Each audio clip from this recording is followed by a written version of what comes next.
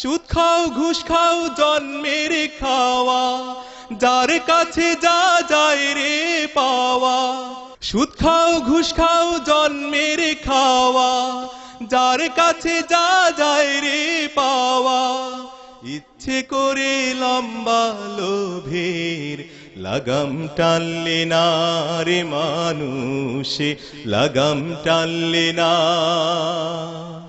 কখন কে যে হারিয়ে যাবা কেউ তো জানবে না রে মানুষ, কেউ তো জানবে না। إن الحمد لله نحمده ونستعينه ونستغفره ونؤمن به ونتوكل عليه ونعوذ بالله من شرور أنفسنا ومن سيئات أعمالنا. من يهده الله فلا مضل له ومن يضلل فلا هادي له، أي فلن تجد له وليا مرشدا. ونشهد أن لا إله إلا الله وحده لا شريك له، هو الذي لا ضد له ولا ند له،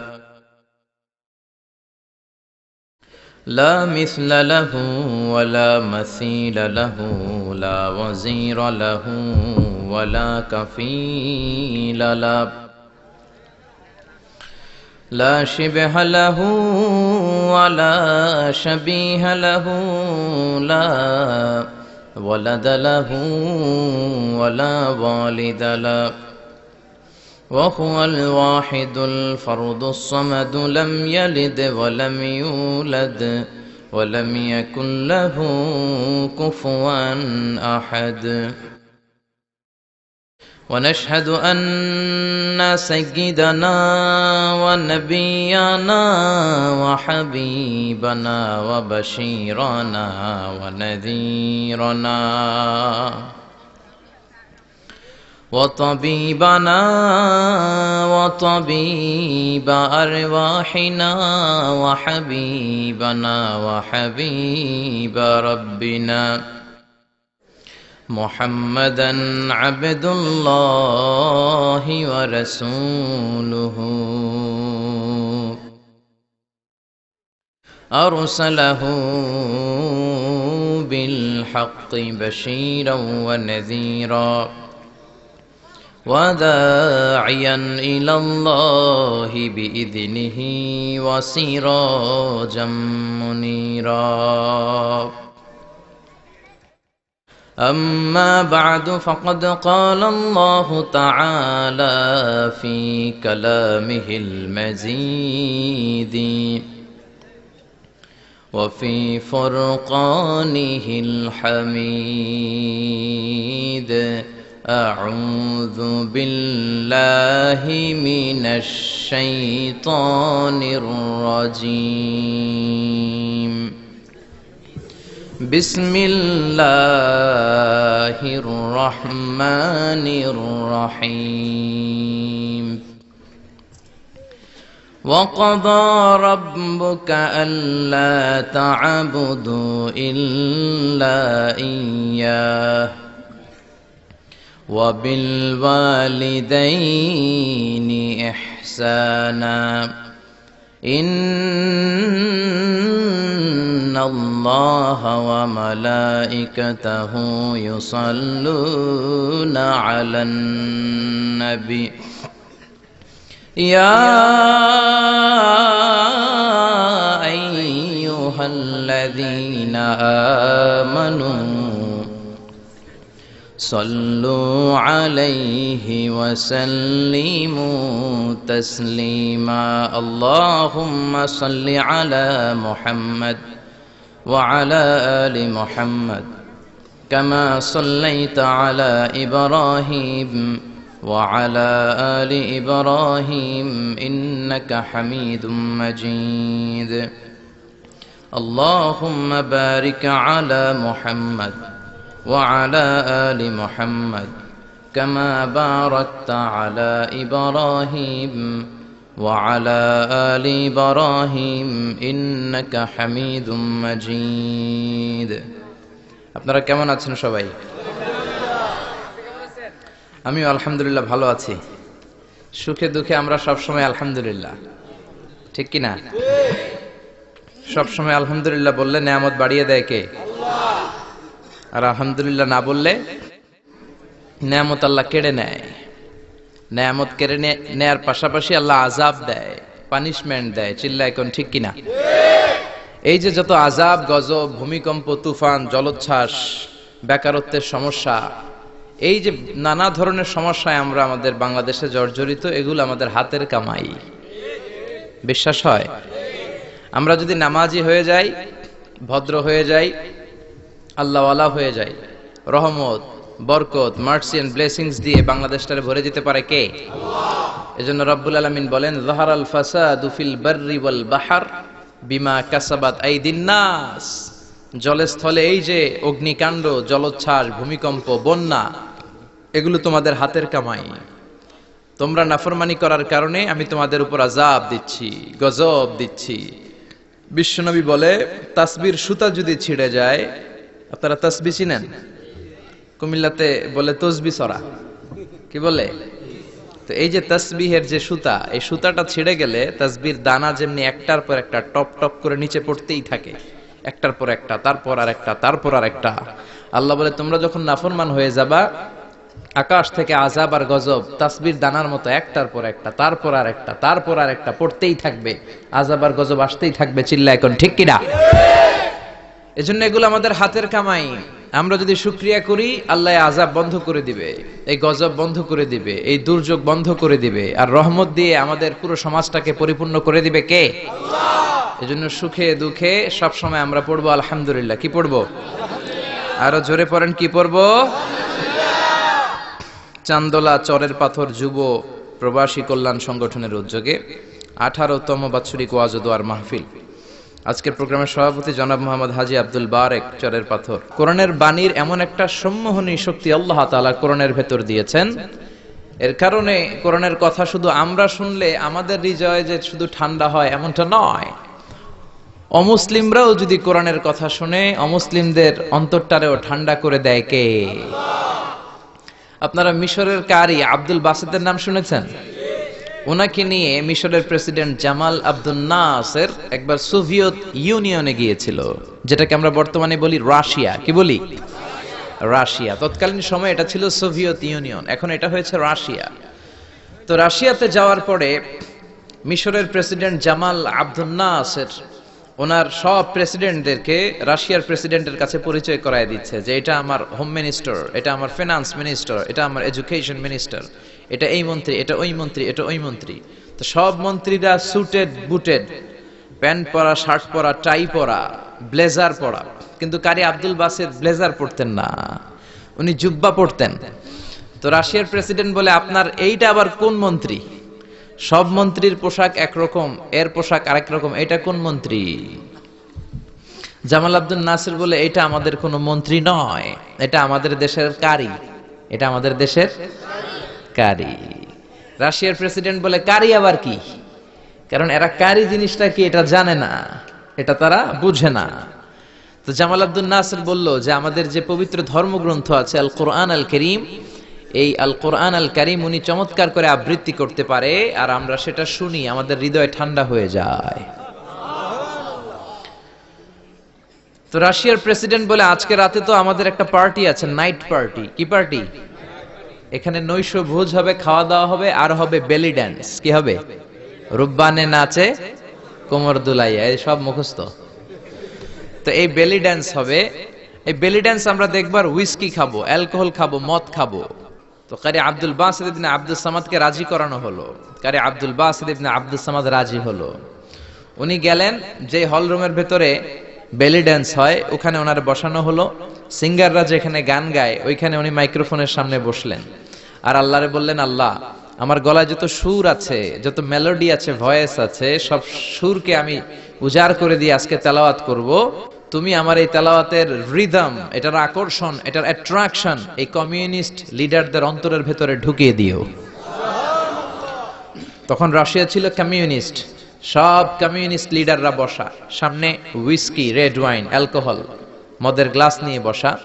তা আব্দুল বাসিত ইবনে আব্দুস সামাদ চোখ বন্ধ করলেন। ওই দিনকার তেলাওয়াতটা উনি চোখ বন্ধ করে করেছিলেন। সুবহানাল্লাহ পড়েন। উনি চোখ বন্ধ করে ওনার গলায় যত সুর আল্লাহ দিয়েছে, যত সুরের ঝংকার তিনি পেয়েছেন, সব উজাড় করে উনি তেলাওয়াত শুরু করলেন, আউযু বিল্লাহি মিনাশ শাইতানির রাজিম।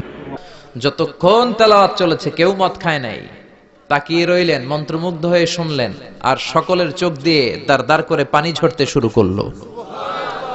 তেলাওয়াত শেষ, আব্দুল বাসিত চোখ খুললেন, চোখ খুলে দেখেন কেউ মদ খায় নাই, আর সবাই কান্না জর্জরিত অবস্থায় বসে আছে।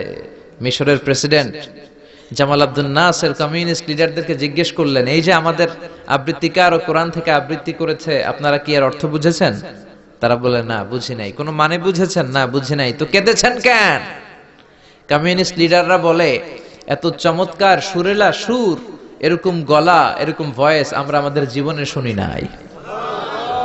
এটা শুনে আমাদের হৃদয়টা ঠান্ডা হয়ে গিয়েছে, আমাদের অন্তরে অনেক জ্বালা, অনেক যন্ত্রণা, অনেক দুঃখ কষ্ট, এগুলোকে ভুলে থাকার জন্য আমরা রাতে বেলি ড্যান্স দেখি আর মদ খাই। এরকম কারি যদি আমাদের দেশে থাকতো, আমরাও প্রতি রাতে বেলি ড্যান্স না দেখে কোরআন শুনতাম।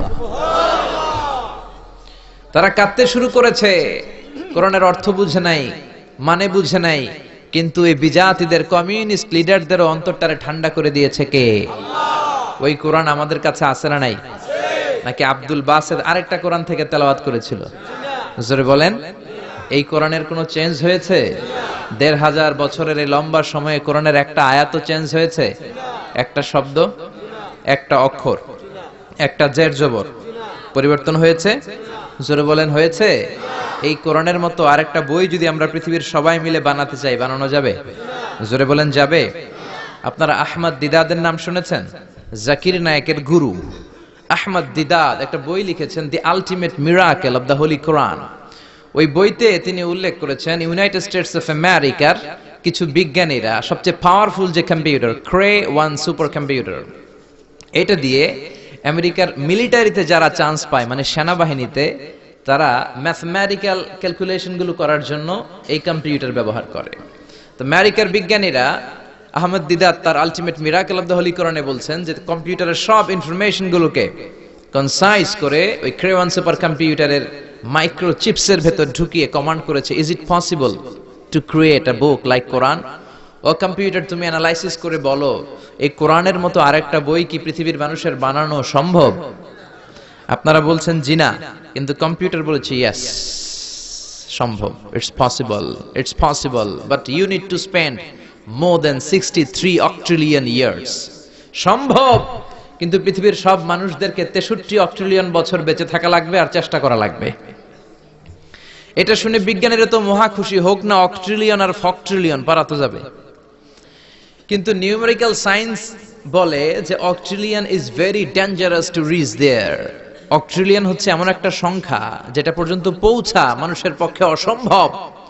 সংখ্যাতাত্ত্বিক নিয়ম আমাদেরকে শেখায় যে সংখ্যা শুরু হয় একক দিয়ে, তারপরে দশক, তারপরে শতক, তারপরে সহস্র, তারপর উজুদ, তারপরে লক্ষ, তারপরে নিযুত, তারপর কোটি, তারপর মিলিয়ন, বিলিয়ন, ফিলিয়ন, জিলিয়ন, তারপরে হচ্ছে অক্ট্রিলিয়ন। সুবহানাল্লাহ কইতে বললেন না? এই 63 অক্ট্রিলিয়ন বছর আমাদের বাইসে থাকা লাগবে। আরে 63 বছরই তো আমরা হায়াত পাই না, ঠিক কি না? 63 অক্ট্রিলিয়ন বছর যদি পৃথিবীর সবগুলো মানুষ হায়াত পায় আর যদি চেষ্টা করে, তাহলে পারহ্যাপস, মেবি, সম্ভবত কোরআনের মতো আরেকটা বই বানালেও বানানো যেতে পারে। সর্বশেষ কম্পিউটারের স্ক্রিনে অ্যানালাইসিস শেষে, বিশ্লেষণ শেষে যে কথাটা এসেছে সেটা হচ্ছে, it's quite impossible to create a book like কোরআন।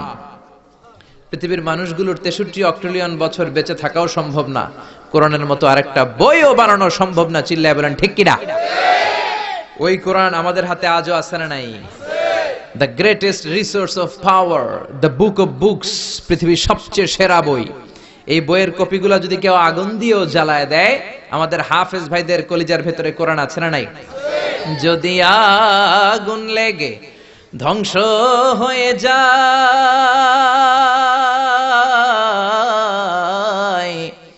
ধ্বংস ধ্বংস হয়ে যায়, যদি আগুন লেগে যায় পুড়ে যায়, পৃথিবীর সব বইয়ের দোকান বিশ্ব থেকে হারাবে না পবিত্র কোরআন, বিশ্ব থেকে হারাবে না পবিত্র কোরআন। পড়েন আল্লাহু আকবার। এজন্য পৃথিবীর যত কোরআন আছে আগুন দিয়ে জ্বালায় দিলে পৃথিবী থেকে কোরআন দূর করা সম্ভব নয়, কারণ হাফেজ ভাইদের কলিজায় কোরআনকে সংরক্ষণ করেছে কে? কেউ যেটা পারে না, পারে কে? আজকে এই কোরআন থেকে আমরা কথা শুনবো, পড়েন ইনশাআল্লাহ। আরো জোরে পড়েন ইনশাআল্লাহ। আমি আমার মূল আলোচনায় যাওয়ার আগে আমাকে একটু করে বলা হয়েছে এই গ্রামের ভেতরে, এই এলাকাতে নাকি সুদের খুব দাপট। হ্যাঁ, সুদ খুব মজা লাগে না? তো সুদ নিয়ে কিছু কথা আমরা শুনবো, রাজি আছেন তো? সবাই রাজি? সুদের সাথে ইসলামের কোন সম্পর্ক? জোরে বলেন সম্পর্ক। সুদ আছে যেখানে মুমিন যাবে না। সুদ হচ্ছে পুঁজিবাদী অর্থনীতির হাতিয়ার। দমন নিপীড়নের মূল মাধ্যম হচ্ছে সুদ। এই সুদের কারণে যারা ধনী এরা শুধু ধনী হতে থাকে, আর যারা গরিব শুধু গরিবই হতে থাকে। ইসলাম চায় না যে রাস্তার এক পাশে পাঁচতলা আর এক পাশে থাকবে গাছতলা। চিল্লা এখন ঠিক কিনা? ইসলাম চায় কায়লা ইয়াকুনা দুলাতান বাইনাল আগনিয়াই মিনকুম, সম্পদ যাতে ধনীদের হাতে কুক্ষিগত হয়ে না থাকে, সম্পদের তারল্য যাতে সবার হাতে পৌঁছে যায়। এজন্য ইসলাম সুদকে করেছে হারাম আর ব্যবসাকে করেছে হালাল। চিল্লায় পড়েন আল্লাহু আকবার।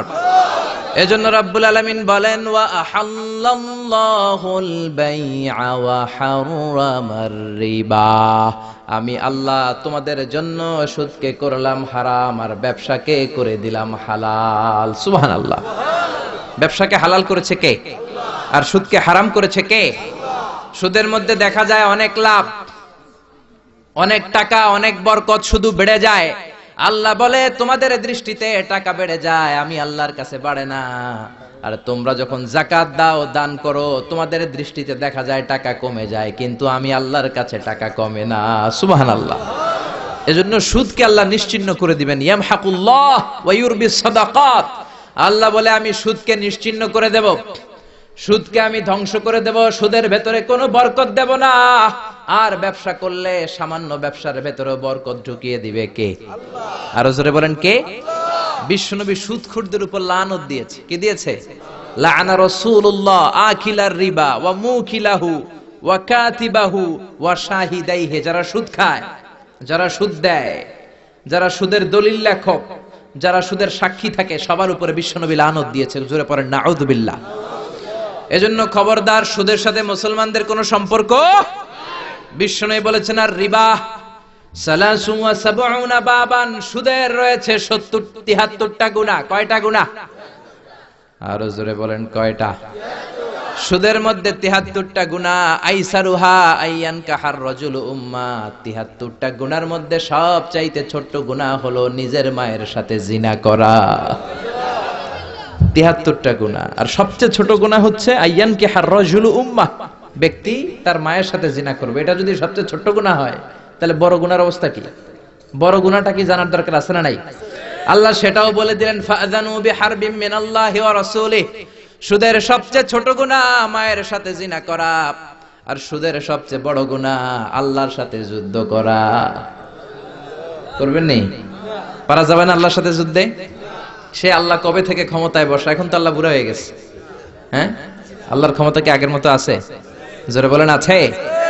এজন্য সুদের সবচেয়ে ছোট গুনাহ মায়ের সাথে জিনা, সবচেয়ে বড় গুনাহ কার সাথে? যুদ্ধ। আরো জোরে বলেন।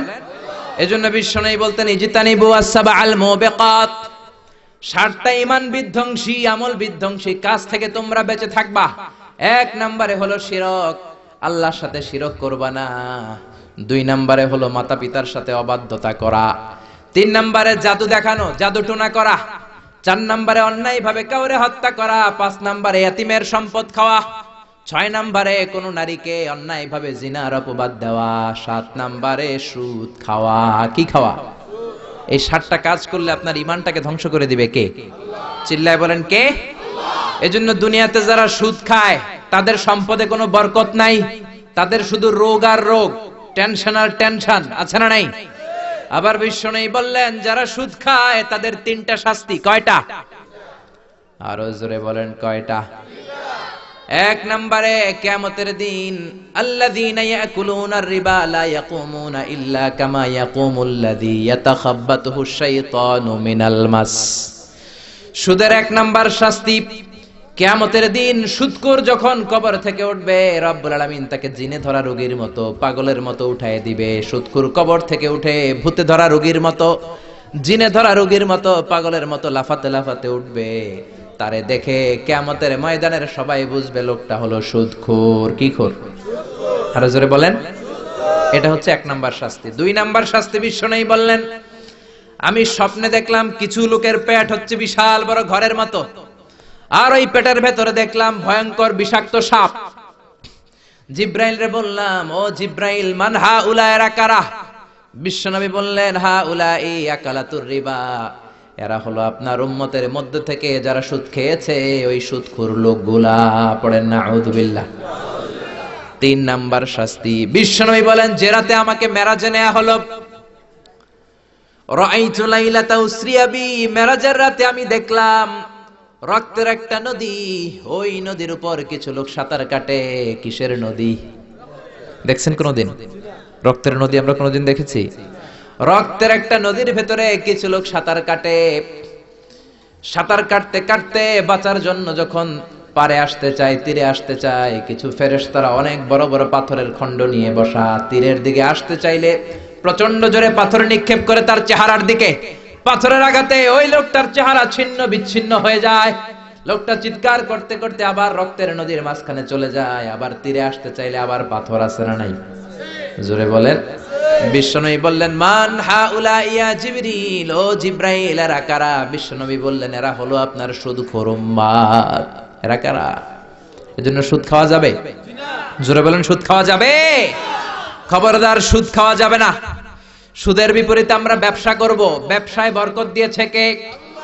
বিশ্বনবী বললেন, রিজিককে আল্লাহ 10 ভাগ করেছেন, তার 1 ভাগ দিয়েছেন পৃথিবীর অন্যান্য পেশার ভেতরে, আর 9 ভাগ দিয়ে দিয়েছেন ব্যবসার ভেতরে। সুবহানাল্লাহ। রিজিকের 9 ভাগ থাকে ব্যবসার ভেতরে, এজন্য সুদ খাওয়া যাবে না। সুদের সাথে ইসলামের কোনো সম্পর্ক। আমরা ব্যবসা করব। আপনি মুশারাকা সিস্টেমে, মুদারাবা সিস্টেমে, আপনি মুরাবাহা সিস্টেমে ব্যবসা করেন, ওই ব্যবসায় বরকত দিবে কে? জোরে বলেন কে? সুদ হারাম এই কারণে, কারণ টাকার ভেতর থেকে টাকা আসে না। আপনি 1 লক্ষ টাকার একটা বান্ডিল আপনার আলমারির ভেতরে আজকে রাখলেন, 1 বছর পরে খোলার পরে এটা কি 1,10,000 টাকা হবে? 1,05,000, 1,02,000, 1,10,000 টাকা, 1,05,000 টাকা, 1,01,000 টাকা? 1 টাকাও পারবে না। কত থাকবে? 1 লাখই থাকবে। কারণ টাকার ভেতর থেকে টাকা আসে না। টাকার ভেতর থেকে টাকা আসে যখন ওই টাকার সাথে শ্রম যুক্ত হয়, যখন টাকার সাথে কষ্ট যুক্ত হয়, যখন টাকার সাথে মেধা যুক্ত হয়। ঠিক কিনা? তো আপনি টাকা দিয়ে কেমন করে টাকার ভেতর থেকে টাকা নেন? এটা হারাম। হয়তো আপনাকে ব্যবসায় অংশগ্রহণ করতে হবে, লাভ লস দুইটাতে অংশগ্রহণ করতে হবে, রিস্কও থাকবে। আপনি ব্যবসায় টাকা দিয়ে শুধু লাভ নিলেন, লস নিলেন না, এটাই সুদ। ঠিক কিনা?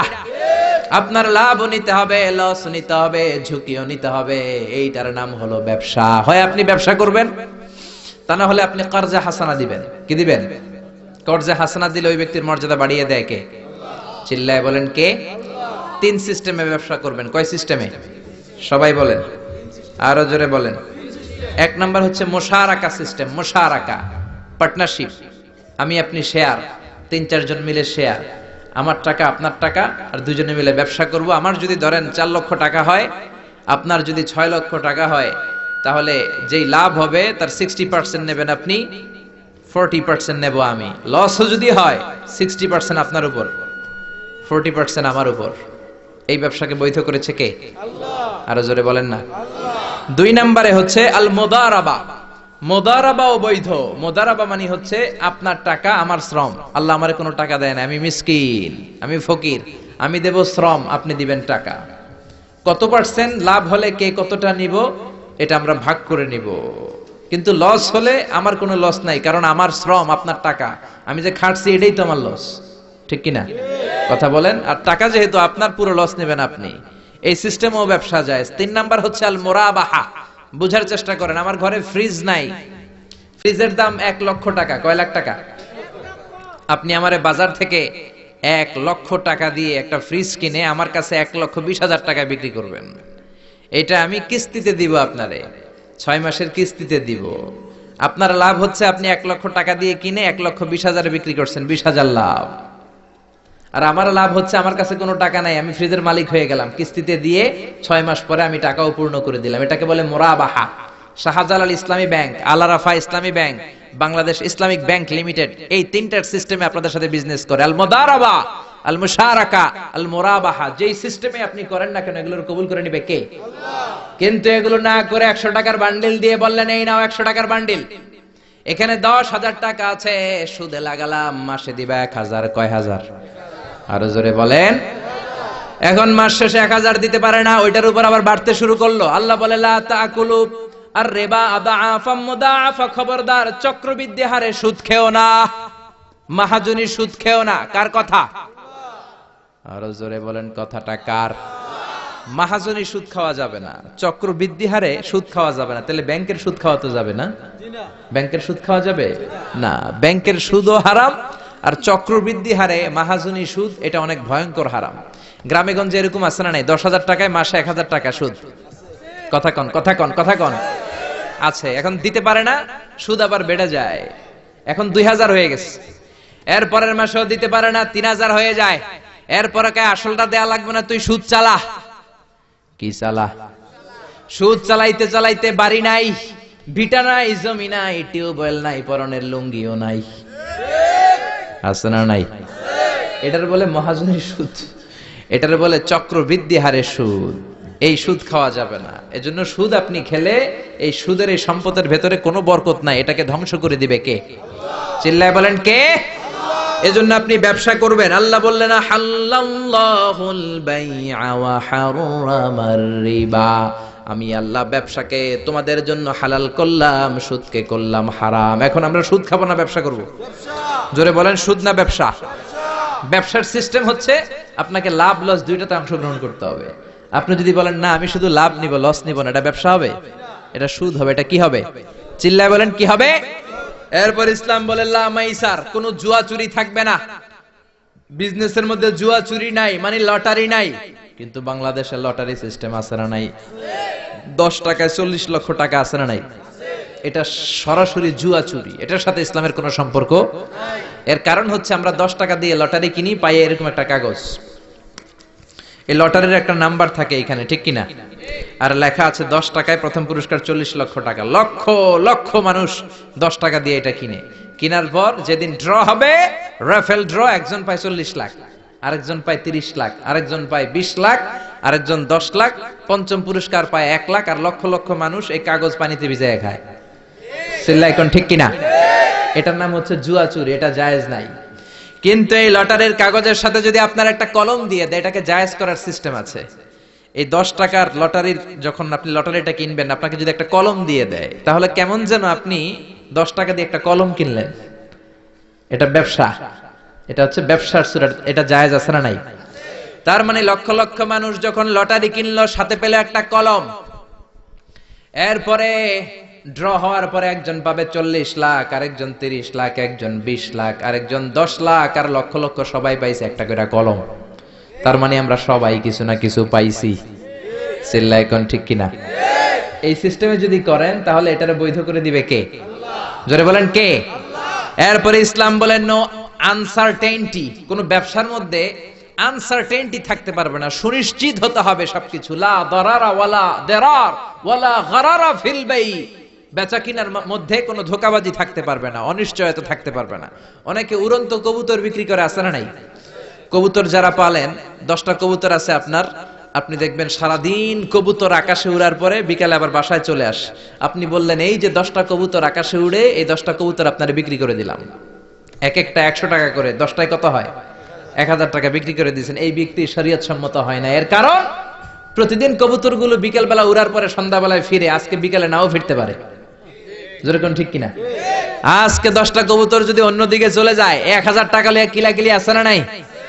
ইসলাম বলে কিলাকিলির কোনো সুযোগ নাই। কবুতরগুলো নামবে, 10টারে তুমি ধরবা, কবজ করবা, তার হাতে হ্যান্ড ওভার করবা, তারপরে বিক্রি করবা। এটারে জায়েজ করে দিবে কে? এরপরে পুকুরের মধ্যে মাছ থাকা অবস্থায় কেনা বেচা জায়েজ নাই। এরকম কেনা বেচা বাংলাদেশে আছে না নাই? আন্দাজে মানুষে শখের বসে কিনে ফেলে, পুকুরের মধ্যে বুদবুদ করতেছে, ভাবতেছে হাজার হাজার মাছ কিনছে, 10 লক্ষ টাকা দিয়ে কিনে ফেলছে। কই মাছের পুকুর, উঠায় দেয় 20 কেজি কই আর 50 কেজি কাঁকড়া আর 70 কেজি ব্যাং, আছে না নাই? এরপরে কিলাকিলি, আছে না নাই?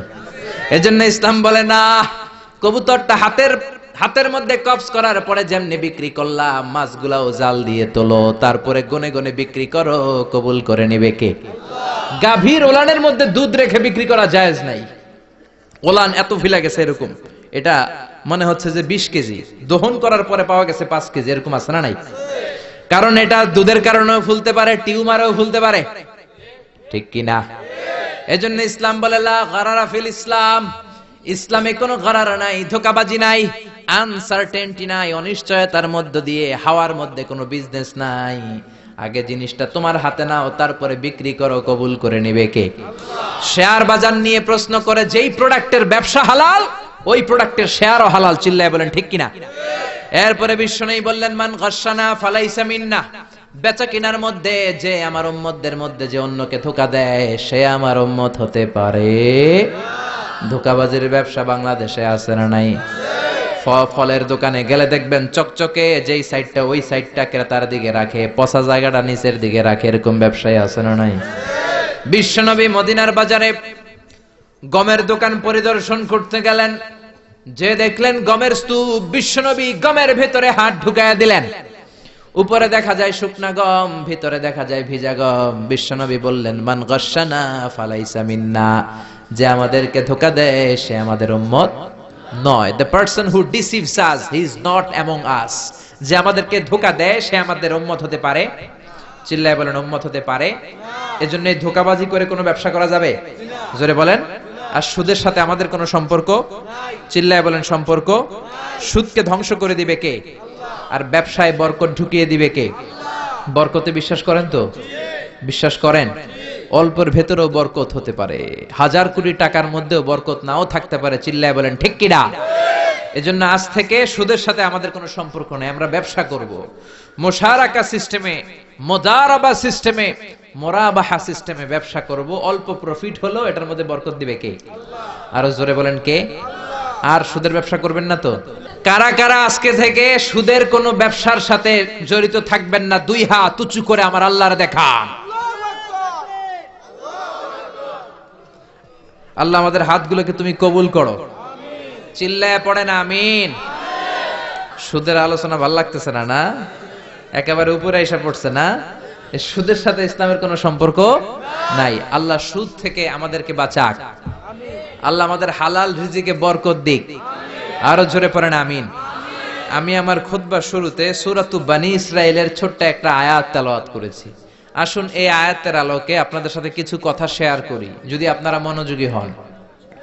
শুনবেন শুনবেন শুনবেন শুনবেন।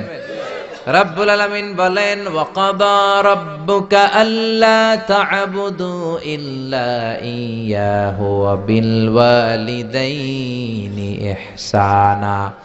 আল্লাহ বললেন গোলাম আমার ফয়সালা 2টা, এই 2টা ফয়সালা হলো স্পেশাল ফয়সালা, অনড় ফয়সালা।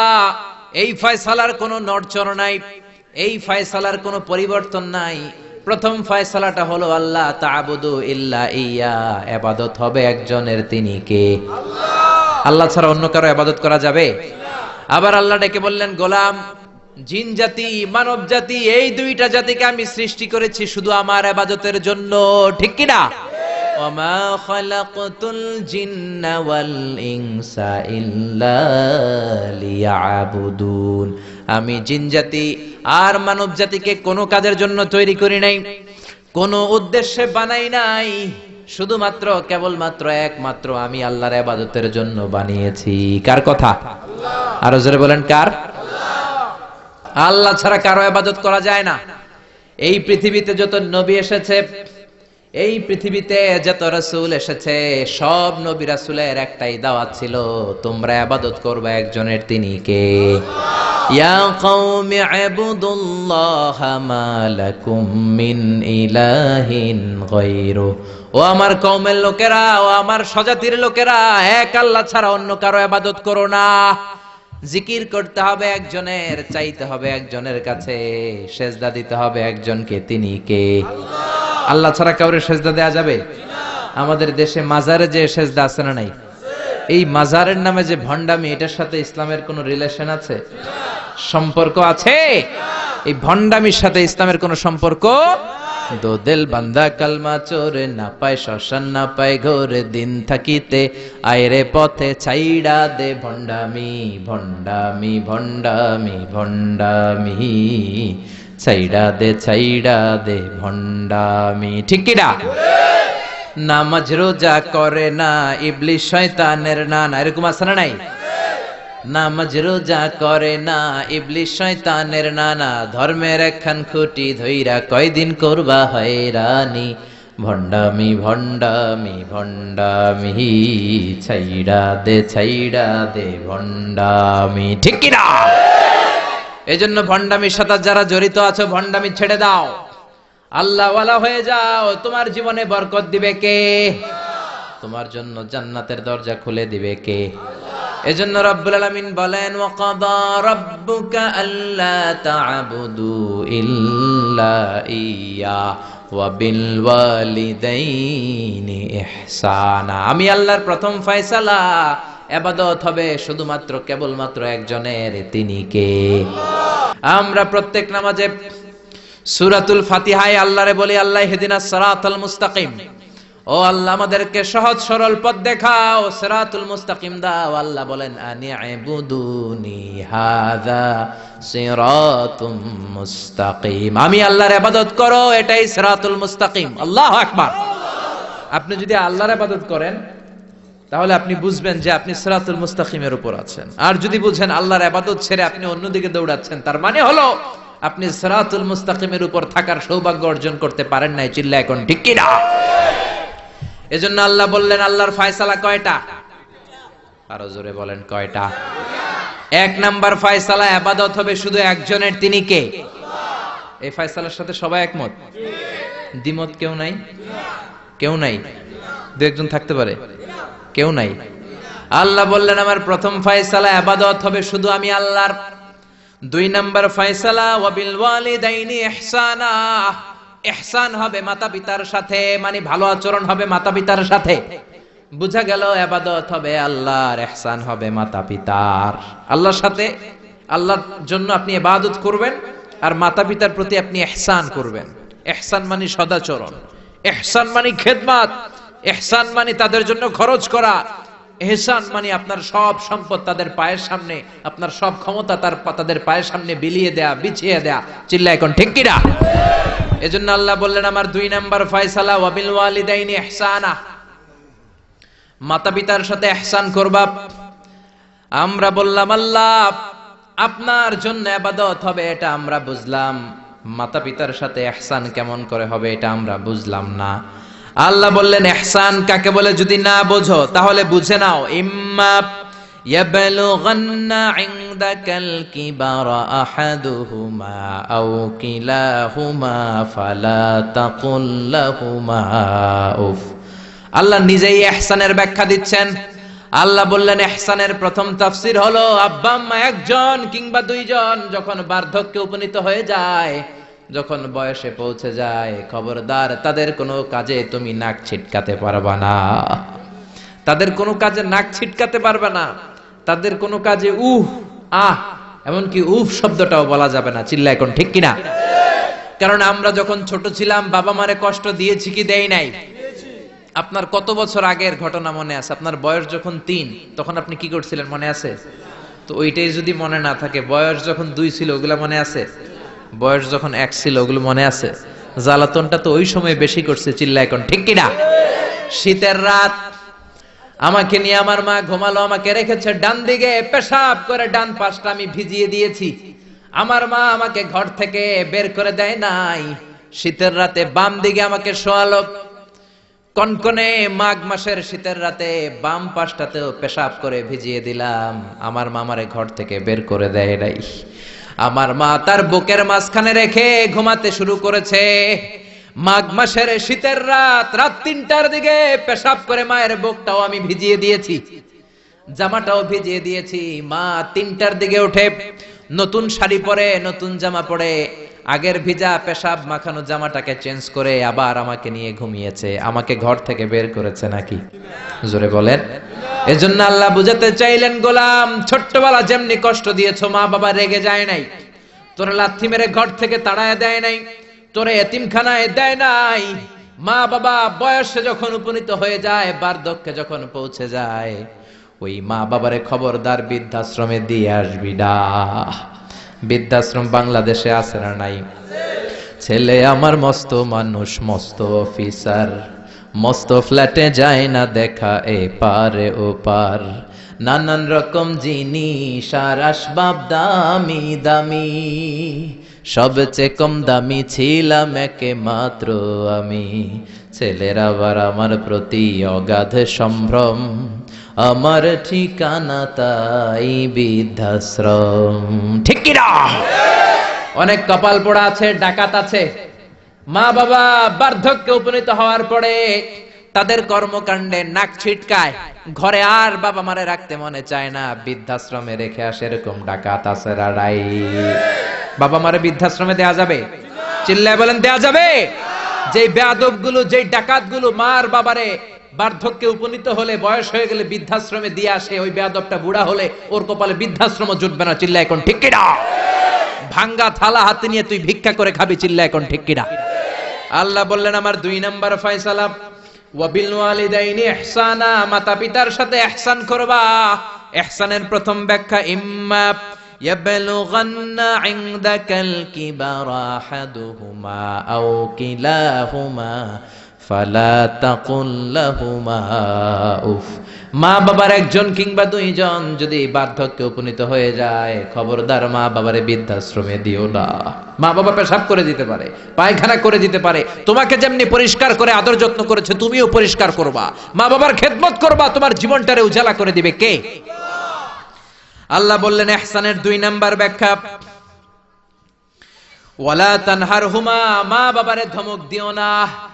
অনেক বেয়াদব ছেলে মেয়ে আছে, মা বাবার সাথে ঝিড়কি দিয়ে কথা বলে, ধমক দিয়ে কথা বলে, এলাকার লোকদের সাথে যখন কথা বলে ভদ্র ভাষায় কথা বলে, ঘরে ঢুকলে মায়ের গালি দেয়। আছে না নাই?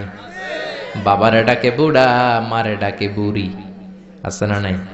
তুমি কেমন করে মায়ের বুড়ি ডাকো, বাবারে বুড়া ডাকো? তোমার বাপ মা তো বুড়া হয়েছে তোমার কারণে। তোমারে মানুষ করতে যে তোমার মা বাবা তাদের জীবন যৌবন হারিয়েছে। তোমারে মানুষের মতো মানুষ করতে যে তারা তাদের জমি হারিয়েছে। তোমারে বিদেশ পাঠাতে যে তারা তাদের ভিটেমাটি হারা হয়েছে। যেই বাবা মা তোমার জন্য সব কিছু ছেড়েছে, খবরদার ফালা তানহারহুমা, ওই বাবা মারে ধমক দিবা না। কার কথা? চিল্লায় বলেন কার? এরপর আল্লাহ বললেন ওয়ালা তানহারহুমা ওয়া কুল লাহুমা কওলান কারীমা, তাদেরকে ধমক দিবা না, বরং তাদের সাথে ভালো আচরণ করবা, কোমল ভাষায় কথা বলবা। যত ভদ্রতা তুমি জানো, যত কার্টিসি তুমি জানো, যত সফটনেস তোমার জানা আছে, যত ভদ্রতা তুমি শিখেছো, সব ভদ্রতা তুমি ইউজ করবা তোমার মা বাবার সাথে। যত কোমল ভাষা তুমি জানো, যত শুদ্ধ কথা তুমি জানো, সব তোমার মা বাবার জন্য তুমি ইউজ করবা। চিল্লা এখন ঠিক কিনা? এরপরে রাব্বুল আলামিন বললেন ওয়াখফিদ লাহুমা জানাহায যুল্লি মিনার রাহমাতি ওয়া কুর রাব্বিরহামহুমা কামা রাব্বায়ানি সাগীরা, তাদের জন্য রহমতের ডানা বিছিয়ে দাও। তোমার যত ক্ষমতা আছে মা বাবার পায়ের সামনে ঢেলে দাও, যত অর্থ আছে তাদেরকে তুমি বিলিয়ে দাও। আর বাবা মা একজন কিংবা 2জন যদি দুনিয়া ছেড়ে বিদায় নেয়, তাদের কবরের সামনে দাঁড়িয়ে চোখের পানি ছেড়ে পড়তে আরম্ভ করে দাও, রব্বিরহামহুমা কামা রাব্বায়ানি সাগীরা ওয়া কুর রাব্বিরহামহুমা কামা রাব্বায়ানি সাগীরা। ও আল্লাহ, ছোট্টবেলা বাবা মা যেমনি আমার আদর দিয়ে সোহাগ দিয়ে কাছে টেনে নিয়েছে। কিয়ামতের দিন কবরের ভেতরে তুমিও আমার বাবা মারে আদর করে কাছে টেনে নিও। পড়েন আমিন, চিল্লায় পড়েন আমিন। এজন্য ইবাদত হবে একজনের, তিনি কে?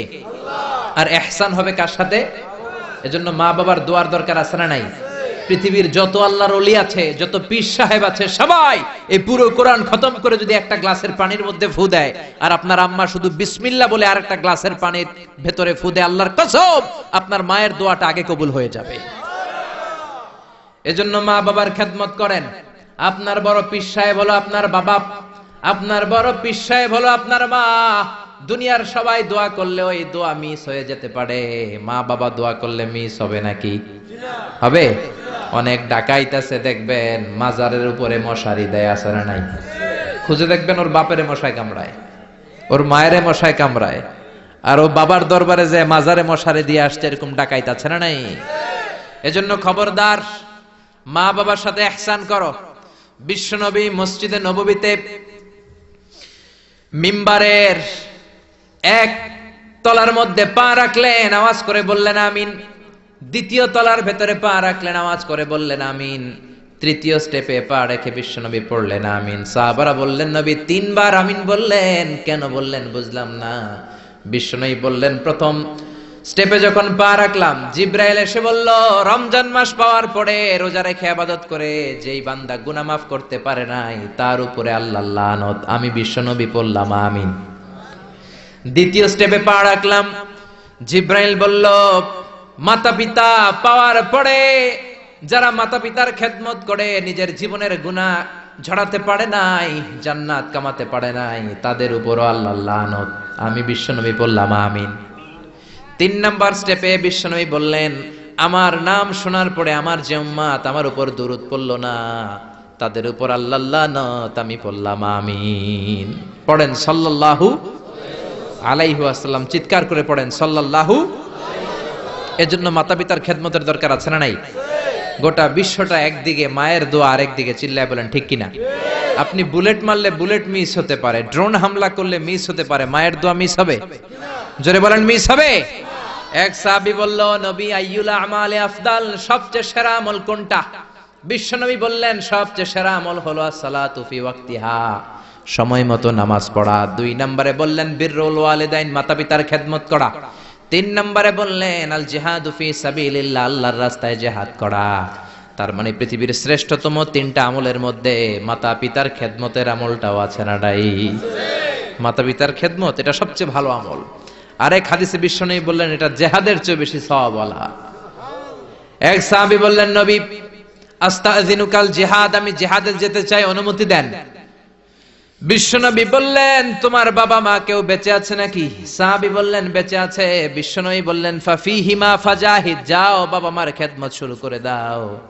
বাবা মার খেদমত করলে ঘরে বসেই জিহাদের সওয়াব পাবা, ঘরে বসেই জিহাদের সওয়াব পাওয়া যাবে। রিদার রাব্বি ফি রিদাল ওয়ালিদ ওয়া সাকাতুহু ফি সাকাতিল ওয়ালিদ, বাবা মা খুশি তো আরশের মালিক খুশি, বাবা মা না খুশ তো আরশের মালিকও না খুশ। চিল্লায় এখন ঠিক কিনা?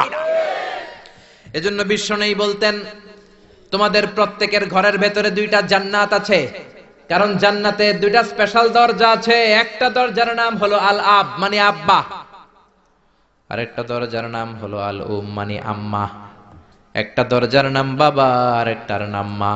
এজন্য বিশ্বনবী বলেন এই দুইটা দরজার সাথে তোমরা কি আচরণ করবা তোমাদের ডিসিশন। হুমা জান্নাতুকা ওয়া নারুক, বাবা মাই তোমার জান্নাত, বাবা মাই তোমার জাহান্নাম। বাবা মার সাথে ভালো আচরণ করলে 8টা জান্নাতের দরজা তোমার জন্য খুলে দিবে কে? আর খারাপ আচরণ করলে জাহান্নাম আছে না নাই? তোমার বাবা মা যদি কাফের হয়, হিন্দু হয়, বৌদ্ধ হয়, তারপরও ভালো আচরণ করবা, ঠিক কি না?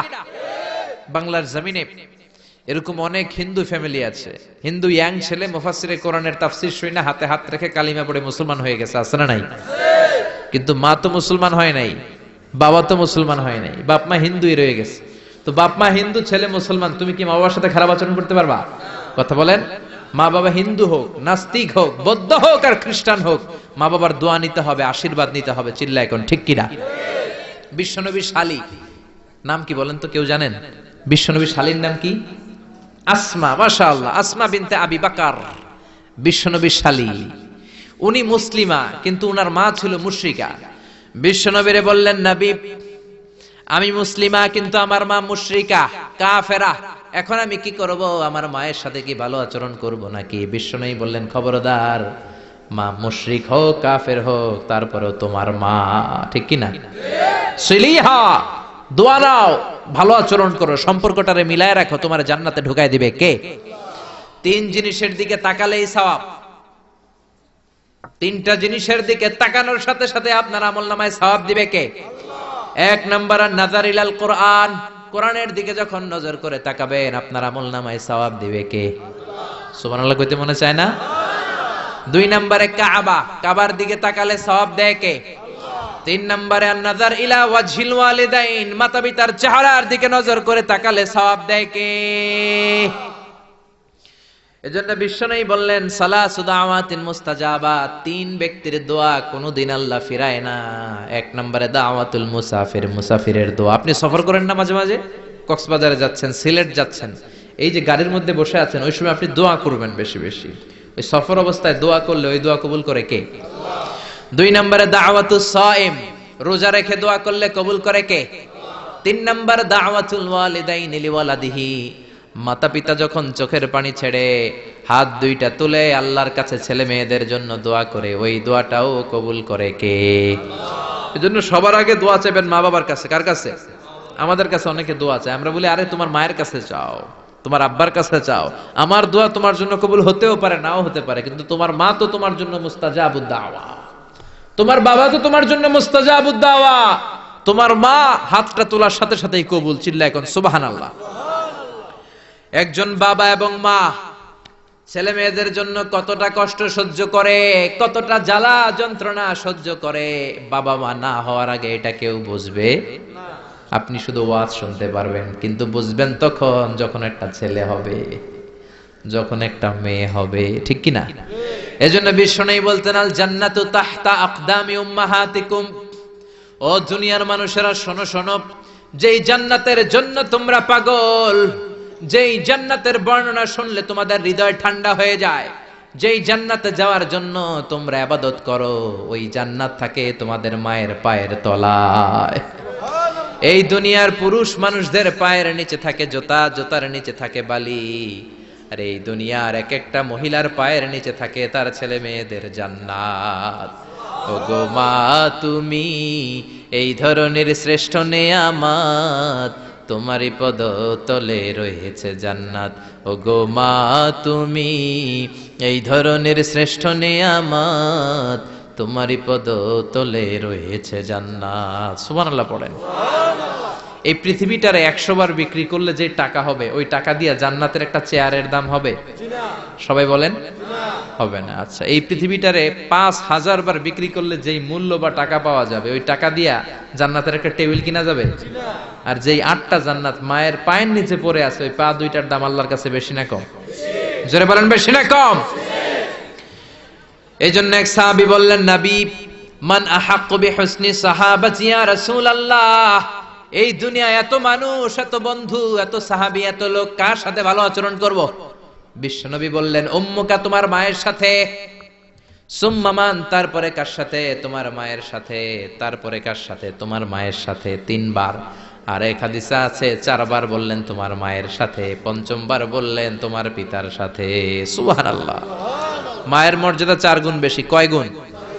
এর কারণ আল্লাহ কোরআনে বলে দিলেন সূরা লোকমানে, হামালাতহু উম্মুহু, মায়ের মর্যাদা এত বেশি হওয়ার কারণ হলো বাবা তোমারে পেটে ধরে নাই, পেটে ধরেছে কে? ওয়াহানান আলা ওয়াহান, 10 মাস 10 দিন বাবা কষ্ট সহ্য করে নাই, করেছে কে? ওয়াফিসালুহু ফি আমাইন, 2 বছর বাবা তোমারে দুধ খাওয়ায় নাই, দুধ খাওয়ালো কে? কত লিটার দুধ, কত গ্যালন দুধ, কত কেজি দুধ মায়ের বুক থেকে আপনি খেয়ে খেয়ে সাবার করছেন 2 বছরে, কোনো হিসাব আছে? জোরে বলেন। বিশ্বনবী বললেন, লাউ কাতাআতা জিলদাক, তোমার চামড়াটা কেটে কেটে রোদে শুকিয়েও যদি মায়ের 2 পায়ের 2টা জুতা বানিয়ে দাও, ছোট্টবেলায় 1 ঢোক দুধ যে তুমি খেয়েছো, সেই 1 ঢোক দুধের শোধ আদায় হবে নাকি? মায়ের একেধারে দুধের দাম, কাটিয়া গায়ের চাম, পাপোশ বানাইলেও ঋণের শোধ হবে না, এমন দরদি ভাবে কেউ হবে না আমার মাহাগো, এমন দরদি ভাবে কেউ হবে না আমার মাহাগো। পড়েন না আল্লাহু আকবার। বিশ্বনবীর সাহাবী নাম হলো আলকামা। কি নাম? সবাই বলেন কি নাম? আলকামা বিশ্বনবীর সাহাবী। ইন্তেকালের আগে আলকামার জিহ্বা দিয়ে কালেমা বেরোয় না। 3 দিন যাবত বিছানায় পড়ে আছে, মুমূর্ষ, মরে যাবে, কিন্তু জিহ্বা দিয়ে কালেমা বেরোয় না। বিশ্বনবী বলেছেন, লাকিনু মাউতাকুম লা ইলাহা ইল্লাল্লাহ, তোমরা মরণের আগে তোমাদের মুমূর্ষ রোগী মৃতদের সামনে লা ইলাহার তালকিন দাও।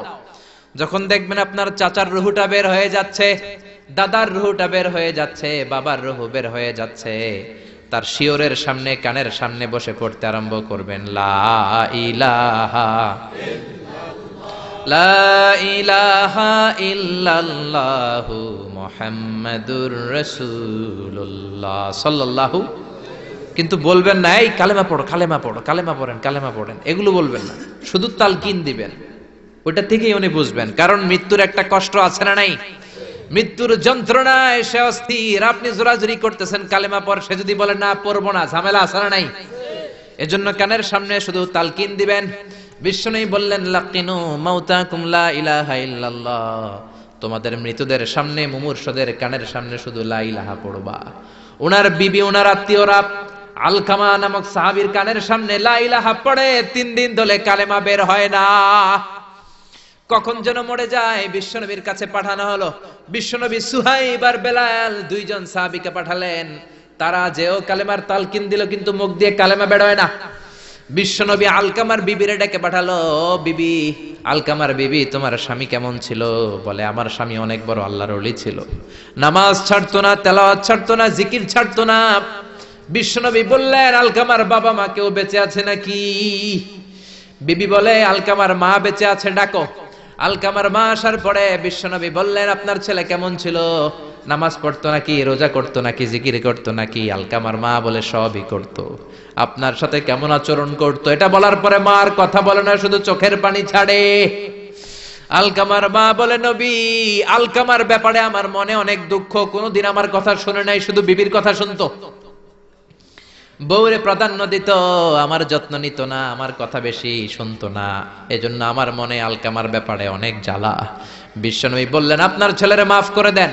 রাগের চোটে আলকামার মা বলে, না, আমি মাফ করব না। বিশ্বনবী বললেন, ও সাহাবারা, লাকড়ি আনো, আগুন জ্বালাও, আলকামারে আমরা আগুনের উপর নিক্ষেপ করব। আগুন জ্বালানো হলো, সব সাহাবারা আলকামাকে ধরে আগুনের মধ্যে ফেলবে। ইন দা মিন টাইম দুঃখিনী মা বিশ্বনবীর পায়ের সামনে এসে বলে, ও নবী, আমার কলিজার টুকরাটারে আগুনে ফেলবেন না। ও নবী, আমার মনে আর কোনো জ্বালা নাই, আমার মনে আর কোনো দুঃখ নাই, আলকামা তো আমার নার ছেড়া ধন। 10 মাস 10 দিন আমার পেটে ছিল, আমার দেহ থেকে নিউট্রিশন নিয়ে, খাদ্য পুষ্টি নিয়ে আলকামা বড় হয়েছে। বেয়াদবি করেছে, কি হয়েছে? আমি আলকামারে মাফ করে দিলাম গো নবী। আলকামার মা, আলকামা শিওরের সামনে দাঁড়িয়ে যখন মাফ করার ঘোষণা দিয়েছে, বিশ্বনবী সাক্ষী, সাহাবারা দাঁড়িয়ে আছে। আলকামা চিৎকার করে পড়তে আরম্ভ করলো, লা ইলাহা ইল্লাল্লাহু মুহাম্মাদুর রাসূলুল্লাহ সাল্লাল্লাহু আলাইহি ওয়াসাল্লাম। আল কালিমা তাইয়্যিবা চিৎকার করে পড়ার সাথে সাথে তার রূহ কবজ হয়ে গেল। চিল্লায় পড়েন আল্লাহু আকবার। এজন্য মায়ের দোয়া বড় দোয়া, বাবার দোয়া বড় দোয়া। মা বাবা দোয়া করলেও কবুল, বদদোয়া করলেও কবুল। মা বাবার শুধু যদি দোয়াটাই কবুল হতো তাহলে টেনশন নাই, দোয়া করে না তো কি হয়েছে। কিন্তু বদদোয়া করলেও কবুল করে নেয় কে? আল্লাহ। দোয়া করলেও কবুল, বদদোয়া করলেও। সাইয়েদনা ইব্রাহিম আলাইহিস সালাম সাইয়েদনা ইসমাঈল আর হাজরাকে, আরবিতে নাম হলো হাজার, রেখে গেলেন মক্কায়।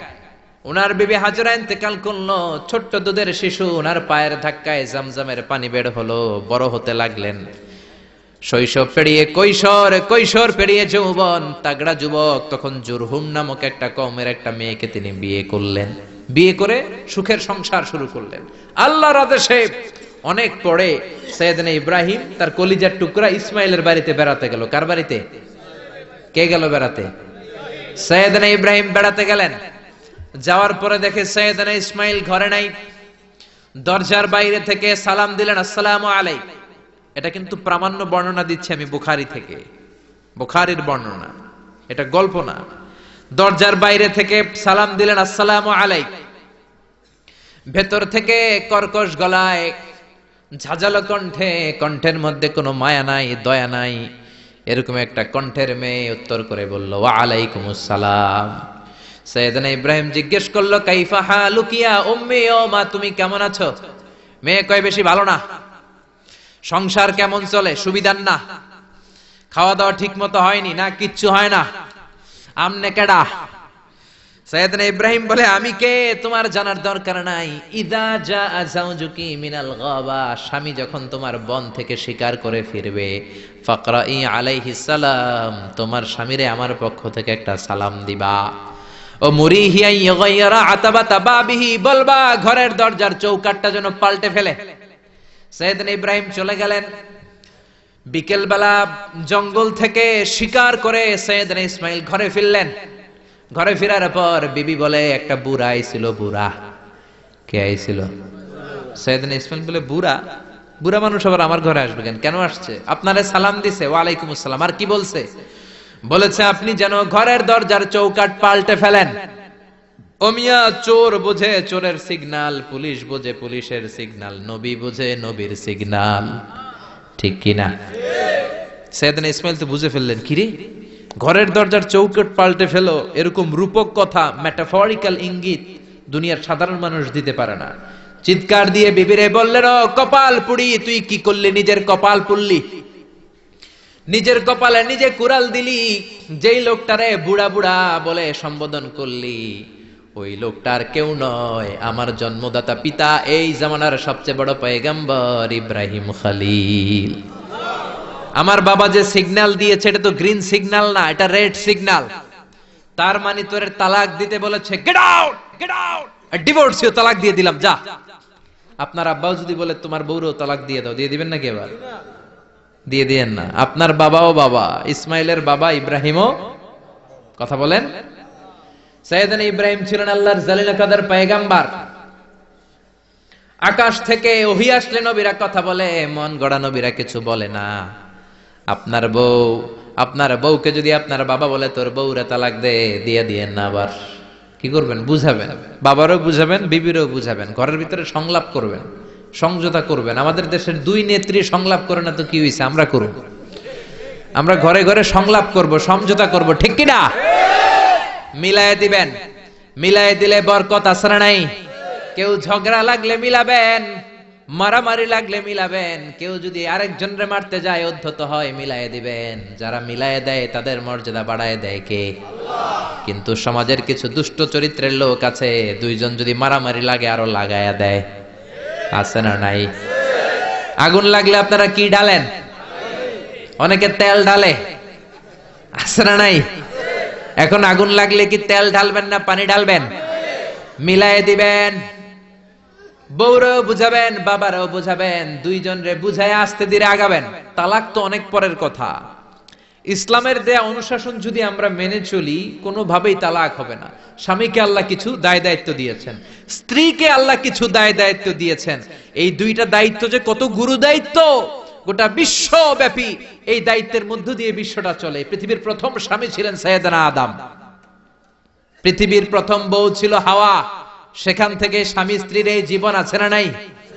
স্বামী আর স্ত্রী বানায় যেজন মিস্ত্রি, সে বড় আজব কারিগর, ঠিক কিনা? স্বামী আর স্ত্রী বানায় যেজন মিস্ত্রি, সে বড় জটিল কারিগর। এজন্য এই সম্পর্কটা বড় ভয়ঙ্কর সম্পর্ক, এটাকে মিলিয়ে রাখতে হবে। তালাকের সিস্টেম হচ্ছে, প্রথমে আপনি ফাইযুহুন্না, কোরআন বলে আপনি প্রথমে স্ত্রীকে ওয়াজ করবেন। ঝগড়া হলে কি করবেন? ঘরে ওয়াজ নাই, আছে মারামারি, আটকিলাগিলি। ওয়াজ করবেন, ওয়াজেও কাজ হচ্ছে না, বুঝানোর চেষ্টা করবেন, বুঝে না। এরপর আল্লাহ বললেন, ওয়াহজুরুহুন্না ফিল মাদাজি', বিছানা আলাদা করে দাও, তুমি এক রুমে ঘুমাবা, তোমার বিবিরে দিবা আরেক রুম। কিছুদিন বিচ্ছেদ চললে ওই বিবির অন্তরে ভালোবাসা তৈরি করে দিবে কে? সুবহানাল্লাহ পড়েন। এখন ওয়াজ করলেন, বুঝাইলেন, বুঝে না। বিছানা আলাদা করলেন, তাও শোনে না। এবার ওয়াদ্রিবুহুন্না, কোরআন বলল বউরে শাসন করো। অনেকে বলে বউরে পিটাও, না, পিটানোর কথা বলে নাই। ওয়াদ্রিবুহুন্না মানে তাদেরকে শাসাও, শাসন করো। মুফাসসিররা এটার তাফসীর করতে যে হয়রান হয়েছে যে কি দিয়ে পিটাবে। কোন মুফাসসির কয় খেজুরের ছোট্ট ডালা দিয়ে এরকম বাড়ি মারবে, আর বলবে ভালো কথা কই হনুস না কেন। অনেকে বলবে, অনেক মুফাসসির বলেছে মেসওয়াক দিয়ে বাড়ি মারবে। তোমার এত বোঝাই বুঝো না কেন? দুইটা ছেলে মেয়ে হইছে আমাদের, এত সুন্দর সংসার, হানিমুন করেছিলাম কক্সবাজারে, স্মৃতিগুলো কি তোমার মনে পড়ে না? তুমি আমার কৈতরি, তুমি আমার টুনটুনি, তুমি আমার সোনামণি, এগুলোকে বুঝাবেন, এরপরও মানে না। অনেক মুফাসসির কইছে বালিশ দিয়া পিটাইবেন, কোল বালিশ দিয়া, যাতে হাত পা না ভাঙে। ওয়াদ্রিবুহুন্না। অনেক ডাকাইতেছে লাঠি দিয়া পিটায়, আছে না নাই? ইসলাম বলে না না, বনিবনা না হলে প্রথম স্টেপ ওয়াজ করো, বুঝাও। 2 নম্বরে বিছানা আলাদা করে দাও, তারপরেও মানে না। 3 নম্বরে ওয়াদ্রিবুহুন্না মানে শাসন করো, যার যেরকম দরকার ওইরকম শাসন করবেন, তাতেও হয় না। তারপরে ফাবাআসু হাকামাম মিন আহলিহি হাকামাম মিন আহলিহা, এই 3টা স্টেপেও কাজ হয় না। আপনার মুরব্বিদের ডাকবেন, সালিস, মেয়ের পক্ষের মুরব্বিদের ডাকবেন, 2 পক্ষের বেআইনরা মিলে মিলছিল করে দেওয়ার চেষ্টা করবে, তাতেও কাজ হয় না। 4টা স্টেপ শেষ, 5ম স্টেপ হলো তালাক। আর আমরা দইরেই কই 3 তালাক, আছে না নাই? ওমরে ফারুকের জামানায় এক লোক তার বউরে দিছে 100 তালাক, রাগের চোটে। এরকম ডাকাইত আমাদের দেশে আছে না নাই? এখন বিবি এসে বলে, ও ওমরে ফারুক, 100 তালাক দিয়েছে আমার স্বামী, কি করব? সাইয়েদনা ওমরে ফারুক বলে, তোর ডাকাইত স্বামীটা কোথায়? কয় এই জায়গায়। কিরে কয় তালাক দিছস? কয় 100টা। দিবি 3টা, 100টা দিলি কেন? কয় রাগের মাথায় দিছে। কয় তারা তোর বিচার করতেছে, 3 তালাকে তোর বউ তালাক, বাকি 97 তালাক তোর পিঠে পড়বে। সুবহানাল্লাহ কইতে মন চায় না? এজন্য এই হচ্ছে তালাকের সিস্টেম। কতগুলো স্টেপ আপনি পার হলেন, তারপরেও আপনি একসাথে 3 তালাক দিবেন না। ইসলামের তালাককে 2 ভাগে ভাগ করা হয়েছে, একটা আত-তালাক আস-সুন্নি আর একটা তালাক আল-বিদআই। তালাক আস-সুন্নি মানে সুন্নতি তালাক, আর তালাক আল-বিদআই মানে বেদাতি তালাক। বেদাতি তালাক হচ্ছে রাগের মাথায় 3 তালাক, 14 তালাক, 22 তালাক। কিন্তু তালাক সুন্নি, সুন্নাত সম্মত তালাক হচ্ছে আপনার বিবি যখন পবিত্র, মানে যখন পিরিয়ড হচ্ছে না, ওরকম একটা পবিত্র সময় তারে আপনি তালাক দিবেন। 1 মাসের সময় আছে, একটা তালাক দিবেন, 1 মাসের ডিউরেশন, এর মধ্যে বিবির আবার নিয়ে আসতে পারবেন, কোনো সমস্যা নাই। সুবহানাল্লাহ পড়েন। 1 মাস পরেও মানে না, এরপরে দিবেন 2য় মাসের 2য় তালাক, তার মানে আরো 1 মাস, মোট কয় মাস? 2 মাস পরেও মিলমিশ হয় না, তারপরে 3য় মাসে তালাক দিলেন। এই 3 তালাক দেওয়ার পরে বিবি আবাদুল আবাদ আপনার জন্য হারাম হয়ে গেল। কত সুন্দর স্টেপ মেনটেন করে কত দূরে তালাক, আর আমরা দইরেই কই তালাক। এজন্য খবরদার। সাইয়েদনা ইসমাইল বললেন, কপাল পুল্লি তুই, যারে বুড়া বলে গালি দিলি আসলে বুড়া নয়, এই লোকটাই আমার বাবা ইব্রাহিম খলিল। আমার বাবা বলেছে তোরে তালাক দিতে, গেট আউট, গেট আউট, তালাক দিয়ে দিলাম তোরে, যা ভাগ। বউ শেষ, নতুন বিয়ে করলো, নতুন সুখের সংসার। 3 বছর পর সাইয়েদনা ইব্রাহিম আবার ছেলের বাড়িতে বেড়াতে আসলেন। আজকেও সাইয়েদনা ইসমাইল ঘরে নাই। সাইয়েদনা ইব্রাহিম আজকে সালাম দিলেন, আসসালামু আলাইক। সাইয়েদনা ইব্রাহিম সালাম দিলেন, আজকে ঘরের ভেতর থেকে জাদুমাখা কণ্ঠে, মধুমাখা কণ্ঠে, সুরেলা কণ্ঠে একটা মেয়ে বলল, ওয়া আলাইকুমুস সালাম। সাইয়েদনা ইব্রাহিম বললেন, কাইফা হালুকি ইয়া উম্মি মা, কেমন আছো? মেয়েটা বলে, আলহামদুলিল্লাহ আলা কুল্লি হাল, সব সময় আলহামদুলিল্লাহ। সব সময় কি? তোমাদের জীবন যাপন কেমন চলে? খুব ভালো চলে। তোমার স্বামী কই? বনে গিয়েছে। এবার মেয়েটা বলে, আপনি কে? সাইয়েদনা ইব্রাহিম বলে, আমার পরিচয় দেব না। মেয়েটা বলে, আপনার পরিচয় না দিল আপনার সাথে কথা বলবো না। আমরা স্বামী স্ত্রী 2 জন থাকি মরুভূমির মাঝখানে, আমাদের খোঁজ খবর নেওয়ার কেউ নাই। আপনি কে? এরকম দিল দরিয়ার একজন মুরব্বী, আমাদের খোঁজ নিতে আসলেন, আপনার পরিচয়টা আপনি বলেন। সাইয়েদনা ইব্রাহিম তার পরিচয় দেয় না। মেয়ে বলে, পরিচয় না দিলে আমি কথাও কই না। বাধ্য হয়ে ঘরের ভিতরে ঢুকলেন, জোর করে মেয়েটা সাইয়েদনা ইব্রাহিমকে ঘরে ঢুকালেন, রুটি বানিয়ে খাওয়ালেন, গোশত খাওয়ালেন, খেজুর খাওয়ালেন, শরবত খাওয়ালেন। ও মিয়া, আগেরটাও মাইয়া, এইটাও পার্থক্য আছে না নাই? মেয়েটা বলে আমার জন্য দোয়া করেন। সাইয়েদনা ইব্রাহিম চোখের পানি ছেড়ে দোয়া করে দিলেন, মেয়েটার মাথায় হাত বুলিয়ে দিলেন আর বললেন, ইদা জাআ যাওজুক মিনাল গাবা, তোমার স্বামী যখন বন থেকে আসবে, ফাকরাই আলাইহিস সালাম, তোমার স্বামীর আমার পক্ষ থেকে সালাম দিবা, ওয়া মুরিহি আইয়ুসবিতা আতাবাতা বাবিহি, আর বলবা আমি বলছি ঘরের দরজার নতুন চৌকাঠ যেন জীবনেও না পাল্টায়। ঘরের দরজার এই নতুন চৌকাঠটা যেন কোনোদিন। সাইয়েদনা ইসমাইল ফিরে আসলেন, আসার পরে বিবি বলে একজন মুরব্বী এসেছিল, নুরানি চেহারার একজন মুরব্বী শুই না। সাইয়েদনা ইসমাইল তো ভয় পেয়ে গেছেন, লাফ দিয়ে উঠছে, কি মুরব্বী, কেমন আচরণ করেছিলি বল। কারণ আগের একটা তিক্ত অভিজ্ঞতা আছে না নাই, ভাবছে আজকেও কোনো গন্ডগোল হইল নাকি। বিবি বলে না, আপনি রাখবেন না, আপনি চিন্তিত হবেন না, আমি অনেক আপ্যায়ন করেছি, অনেক সাদর সম্ভাষণ দিয়েছি, উনিও আমার মাথায় হাত বুলিয়ে চোখের পানি ছেড়ে ছেড়ে আমার জন্য দোয়া করেছে, আর আপনারা সালাম বলেছে, আর আপনাকে বলতে বলেছে ঘরের দরজার নতুন চৌকাঠটা যেন জীবনেও কোনোদিন না পাল্টা। সাইয়েদনা ইসমাইল আল্লাহু আকবার বলে চিৎকার করে উঠলেন, বিবিকে বুকে জড়িয়ে ধরলেন, বললেন, ও বিবি, তুই তো গোল্ডেন এ প্লাস। তুই কি? তুই তো গোল্ডেন এ প্লাস, তুই তো 100তে 100 পাইলি, তোর কপালটা নুরানি হয়ে গেল, উজালা হয়ে গেল। যেই বয়স্ক লোকটা এসে এই কথাটা বলেছে, বয়স্ক লোকটার কেউ না, তোর শ্বশুর আমার বাবা ইব্রাহিম খালিল।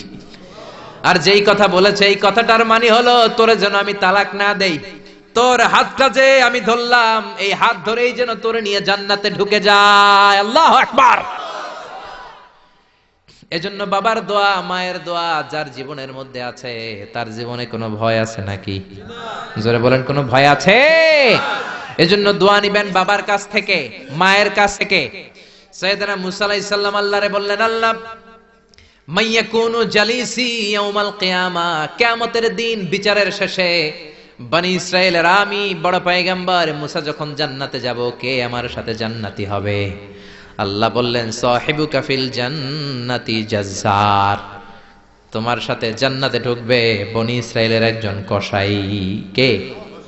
কসাই। সুবহানাল্লাহ কইবেন না? একজন কসাই যাবে। মুসা আলাইহিস সালাম বললেন, কি রে, আমি এত বড় নবী, কোন নবী যাবে না আমার সাথে, কোন ওলি যাবে না, কোন হাফেজে কোরআন যাবে না, কোন আলেম যাবে না, কসাই যাবে কেন? আল্লাহ বললেন, দেখে আসো কেন যাবে কসাই। সাইয়েদনা মুসা আলাইহিস সালাম কসাইয়ের দোকানে গেলেন, দেখলেন না কসাইয়ের স্পেশাল কোনো আমল তো দেখা যায় না, খালি গোশত কোপায়। কি কোপায়?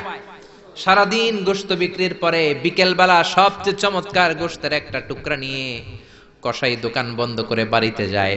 সাইয়েদনা মুসা আলাইহিস সালাম ছদ্মবেশে কসাইয়ের পেছনে পেছনে যায়। কসাই ঘরে ঢুকার পরে সাইয়েদনা মুসা আলাইহিস সালাম ঘরে নক করা শুরু করলেন। কসাই দরজা খুলে দেওয়ার পর সাইয়েদনা মুসা আলাইহিস সালাম পরিচয় গোপন করে বলে, আমি একজন মুসাফির, আজকে রাতে আপনার ঘরে থাকতে চাই। কসাই বলে, আহলান সাহলান মারহাবান তাইয়্যিবা, আসেন, থাকেন, কোনো সমস্যা নাই, পাশের ঘরে বসেন, ওই ঘরে আমার একটু কাজ আছে। পাশের ঘরে যে মাচা থেকে একটা বৃদ্ধা মহিলাকে নামিয়ে নিজ হাতে গোসল করিয়ে গোশত কেটে রান্না করে রুটি দিয়ে মহিলাটারে খাওয়ানোর পর মহিলাটা হাতের মধ্যে আঁচলটা টেনে চোখের পানি ছেড়ে বিড়বিড় করে কি যেন দোয়া করে। সাইয়েদনা মুসা আলাইহিস সালাম শুনতে পেলেন না। ওই মহিলাকে খাওয়ানোর পরে প্লেটের মধ্যে গোশত আর রুটি নিয়ে কসাই যেয়ে বলে, ও ভাই মুসাফির, এই নেন খাবার, রাতের খাবার খেয়ে আপনি ঘুমিয়ে যান, সকালে আপনি যাবেন আপনার পথে, আমি যাব আমার দোকানে। সাইয়েদনা মুসা আলাইহিস সালাম বলে, রাতের খাবার পরে খাবো, আগে বলো ওই মাচার মধ্যে বৃদ্ধা মহিলাটাকে। কসাই বলে, এই মহিলাটা ছাড়া এই পৃথিবীতে আমার কেউ নাই, আমি ছাড়া এই মহিলাটারও আর কেউ নাই। এই মহিলাটা ওই মহিলা যে আমারে 10 মাস পেটে ধরেছে। আল্লাহু আকবার। এই মহিলাটা আমার জনম দুঃখিনী মা, মা ছাড়া আমার কেউ নাই, আমিও ছাড়া আমার মায়ের কেউ নাই। প্রতিদিন আমি আমার মারে গোসল করাই, নিজ হাতে টাওয়াল দিয়ে গা মুছে দেই, তেল মালিশ করে দেই, গোশত রান্না করে রুটি দিয়ে খাওয়াই, আর আমার মা আমার জন্য দোয়া করে।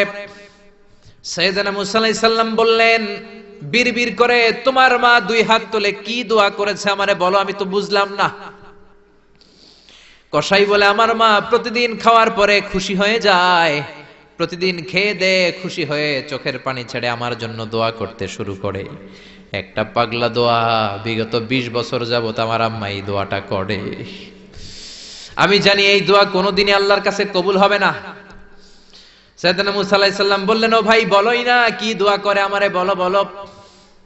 কসাই বলে, আমার মা বলে, আল্লাহুম্মা জাআল ইবনি জালিসা মুসা ইয়াউমাল কিয়ামাহ। খাওয়ানোর পরে খুশি হয়ে হাত তুলে আমার মা বলে, আল্লাহ আমি আমার ছেলের খেদমতে এত খুশি, আমার ছেলের জন্য আমি হাত তুলে দোয়া করে দিলাম। শুনেছি এই জামানার বড় পয়গম্বর, বনি ইসরাইলের সবচেয়ে বড় পয়গম্বর হলো মুসা। আমার ছেলে কিয়ামতের দিন বিচার শেষে মুসা যখন জান্নাতে যাবে, আমার ছেলেরও মুসা নবীর সাথে তুমি জান্নাতে ঢুকাইয়া দিও। মুসা নবী যখন জান্নাতি হবে, আমার ছেলেরও ঢুকায় দিবা। দোয়া করতে দেরি, কবুল হতে। মুসা আলাইহিস সালাম বললেন, ঘটনা তো এইখানে, কানেকশনটা তো এই জায়গায়। এই কসাই তো এমনি এমনি আমার সাথী হবে না, এটা মায়ের দোয়ার বরকত। চিল্লা এখন ঠিক কিনা? এই জন্য প্রিয় ভাইয়েরা, মায়ের দোয়া ছাড়া, বাবার দোয়া ছাড়া পৃথিবীর কেউ আল্লাহর ওলি হতে পারে না। পৃথিবীর কেউ ভালো মানুষ হতে পারে না, সফল হতে পারে না, ক্যারিয়ার সুন্দর করতে পারে না, নেতা হতে পারে না, ব্যবসায়ী হতে পারে না।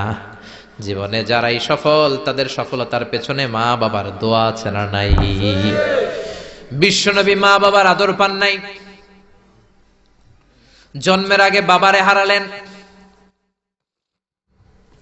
6 বছর বয়সে মারে হারালেন। মা বাবা ছাড়া ইয়তীম হয়ে বিশ্বনবী বড় হলেন।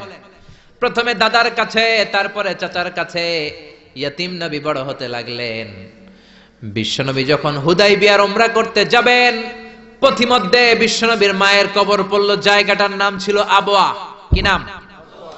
আবওয়া নামক জায়গায় এসে বিশ্বনবী আল্লাহর কাছে ফরিয়াদ করলেন, আল্লাহ আমি আমার মায়ের কবর জিয়ারত করতে চাই, অনুমতি দেন। বিশ্বনবীর মায়ের নাম কি? তোরা দেখে যা আমিনা মায়ের কোলে, মধু পূর্ণিমারি শেথা চাঁদ দোলে, যেন উষার কোলে রাঙা রবি দোলে। তোরা দেখে যা আমিনা মায়ের কোলে, কুল মখলুকে আজি ধ্বনি উঠে কে লই, কালেমা শাহাদাতের বাণী ঠোঁটে কে লই, পড়ে দুরুদ ফেরেশতা বেহেশতের দুয়ার খোলে। তোরা দেখে যা আমিনা মায়ের কোলে, তোরা দেখে যা আমিনা মায়ের কোলে। চিল্লায় পড়েন আল্লাহু আকবার। বিশ্বনবী মায়ের কবরের সামনে যখন দাঁড়ালেন, 1400 সাহাবাকে নিয়ে প্রত্যেকের গায়ে একটা ইজার, একটা রিদা উমরা করবেন। বিশ্বনবী 1400 সাহাবীদের দিকে তাকিয়ে বললেন, ও সাহাবারা, এই যে সামনে পাহাড়ের ছোট্ট টিলাটা দেখতে পাও, এইখানে আমার মা আমেনার কবর। আল্লাহ আমাকে আমার মায়ের কবর জিয়ারতের অনুমতি দিয়েছে, আমি জিয়ারত করব। কিন্তু খবরদার খবরদার, তোমরা কেউ কান্নাকাটি করতে পারবা না। 1400 সাহাবীকে কান্না করতে নিষেধ করে নিজের মায়ের কবরের সামনে দাঁড়িয়ে বিশ্বনবী ছোট্ট বাচ্চার মতো হাউমাউ করে কান্না শুরু করে দিলেন। বিশ্বনবীর চোখের পানি দেখে 1400 সাহাবা কান্না শুরু করে দিল। বিশ্বনবী সাহাবীদের দিকে মুখ ফিরিয়ে বলে, ও সাহাবারা কাঁদো কেন? তোমাদেরকে না বললাম তোমরা কেঁদো না? সাহাবারা বলল, ও নবী, আপনাকে আমরা আমাদের কলিজার চাইতে বেশি ভালোবাসি। আপনারে যখন আমরা কান্না করতে দেখি, আমাদের দুটি চোখ আমরা আর শুকনা রাখতে পারি না। আপনি কাঁদেন তাই আমরাও কাঁদি। বিশ্বনবী বললেন, আদ্রাকাতনি রাহমাতুহা ফাবাকাইতু। আমার মা আমেনা যে আমারে ছোটবেলা আদর করেছে, সোহাগ দিয়েছে, ভালোবেসেছে, ওই আদরের কথা আমার মনে পড়েছে। আমার মা আমেনা আমারে জাইতুনের তেল মালিশ করে দিত। আমার মা আমেনা আমারে জামা পরিয়ে দিত। আমার মা আমেনা তার দুটি ঠোঁট দিয়ে এমন কোন জায়গা নাই আমার দেহে চুমু দেয় নাই। আমার মায়ের কথা আমার মনে পড়েছে, তাই আমি কেঁদেছি। তোমরা কাঁদো কেন? বিশ্বনবী নিজেও মায়ের কবরের সামনে দাঁড়িয়ে নিজেও ধৈর্য ধারণ করতে পারে নাই। এজন্য মায়ের দোয়া নেয়ার দরকার আছে রাডাই। কানা ইয়াকসিমু লাহমান ফিল জিআররানা। জিআররানা নামক জায়গার মধ্যে বিশ্বনবী কুরবানির গোশত বিতরণ করছিলেন। বিশাল লাইন। কুরবানির গোশত মাঝে মাঝে বিতরণ হয় না? লাইন ধরে লোকজন নেয় না? বিশাল বড় লাইন। এই বিশাল লম্বা লাইনে হাজার হাজার মানুষ। এই লাইনের মধ্য থেকে একজন বৃদ্ধা মহিলাকে বিশ্বনবী আলাদা করে নিলেন, নিয়ে বিশ্বনবী গায়ের চাদরটা বিছিয়ে বসতে দিলেন, বড় একটা গোশতের প্যাকেট দিলেন। মহিলাটাও বিশ্বনবীর মাথায় হাত বুলিয়ে দোয়া করে দিল, চিল্লায় পড়েন সুবহানাল্লাহ। সাহাবারা বললেন, নবী, হাজার হাজার মানুষ গোশত নেয়ার জন্য লাইন ধরেছে, কাউরে আপনি লাইন থেকে আলাদা করে নেন নাই, নিজের চাদরের উপর জীবনে কাউরে বসতে দিতে দেখি নাই, কে এই মহিলা? বিশ্বনবী বললেন, জন্মের আগে আমি বাবা হারিয়েছি, মাত্র 6 বছর বয়সে আমার মা আমেনাকেও হারিয়েছি, মায়ের দুধ আমি খেতে পারি নাই। যেই মহিলাটাকে চাদরের উপর বসতে দিলাম, এটা হলো এই বনি সাদ গোত্রের হালিমা, যার বুকের দুধ খেয়ে আমি বড় হয়েছি। হালিমাতু সাদিয়া, যার বুকের দুধ খেয়ে আজকের এই তরতাজা নবী আমি মুহাম্মদ। এজন্য মারে পায় নাই, দুধ মারে সম্মান করেছে, দুধ মার কাছ থেকে দোয়া নিয়েছে বিশ্বনবী, চিল্লায় বলেন ঠিক কিনা? এজন্য যুবক ভাইয়েরা যারা আছো, খবরদার, মা বাবার সাথে বেয়াদবি করা যাবে না। আল্লাহ বললেন, আমার 2টা ফয়সালা, 1 নাম্বার ফয়সালা ইবাদত হবে একজনের, তিনি কে? 2 নাম্বার ফয়সালা ভালো আচরণ করতে হবে মা বাবার সাথে। আল্লাহর ইবাদত করা যেমনি ফরজ, মা বাবার সাথে ভালো আচরণ করাও ফরজ, ঠিক কিনা? নাকি মা বাবার সাথে ভালো আচরণ করা, ইহসান করা নফল? হ্যাঁ, মা বাবার সাথে ভালো আচরণ করা মনে হয় অপশনাল না? এটা কি অপশনাল না কম্পালসারি? এটা কম্পালসারি। খবরদার, যদি কোনো বেয়াদবি হয়ে থাকে আজকেই মাহফিলের পরে মা বাবার পা ধরে মাফ চাবো, রাজি আছি আমরা? এজন্য খবরদার, মাতা পিতার সাথে ইহসান করতে হবে। ইসলাম হচ্ছে ইটস এ ব্যালেন্সড রিলিজিয়ন, ভারসাম্যপূর্ণ জীবন ব্যবস্থা। সব দায় দায়িত্ব আল্লাহ আবার শুধু ছেলে মেয়েদেরকে দেয় নাই, মা বাবারও কিছু দায় দায়িত্ব আছে না নাই? জোরে বলেন। রব্বুল আলামিন মা বাবাকেও দায় দায়িত্ব দিয়েছে। ইসলাম বলে, যারা মা বাবা হয়েছো, দাম্পত্য জীবন গড়েছো, ছেলে আল্লাহ দেয়, মেয়ে দেয়, যেটাই দেয় আল্লাহর শুকরিয়া আদায় করার দরকার আছে রাড়াই। মা বাবার প্রথম দায়িত্ব, ছেলে হোক মেয়ে হোক, শুকরিয়া করবে কার? কারণ ছেলে দেয় কে? মেয়ে দেয় কে? ছেলে মেয়ে দুইটাই দেয় কে? আবার কাউকে আল্লাহ নিঃসন্তান বানিয়ে রাখে, মানে ছেলেও দেয় না মেয়েও দেয় না, তিনি কে? জোরে বলেন। রব্বুল আলামিন বলেন, ইয়াহাবু লিমান ইয়াশাউ ইনাসান ওয়া ইয়াহাবু লিমান ইয়াশাউ যুকুর। আমি যারে চাই ছেলে দেই, আমি যারে চাই তারে মেয়ে দেই, যারে চাই ছেলে মেয়ে দুইটাই দেই, আবার যারে চাই ছেলেও দেই না মেয়েও দেই না। এমন লোক সমাজে আছে না নাই? তাহলে বাবা মার প্রথম দায়িত্ব, ছেলে হোক মেয়ে হোক আপনারে খুশি হইতে হবে। কিছু লোক আছে, ছেলে হইলে গ্রামের সবাইরে মিষ্টি খাওয়ায়, মেয়ে হইলে মেয়ে যে হইছে এটা শোনায়ও না, আছে না নাই? বিশ্বনবী বলেন, এগুলো এমন লোক যাদের মধ্যে জাহেলিয়াত আছে।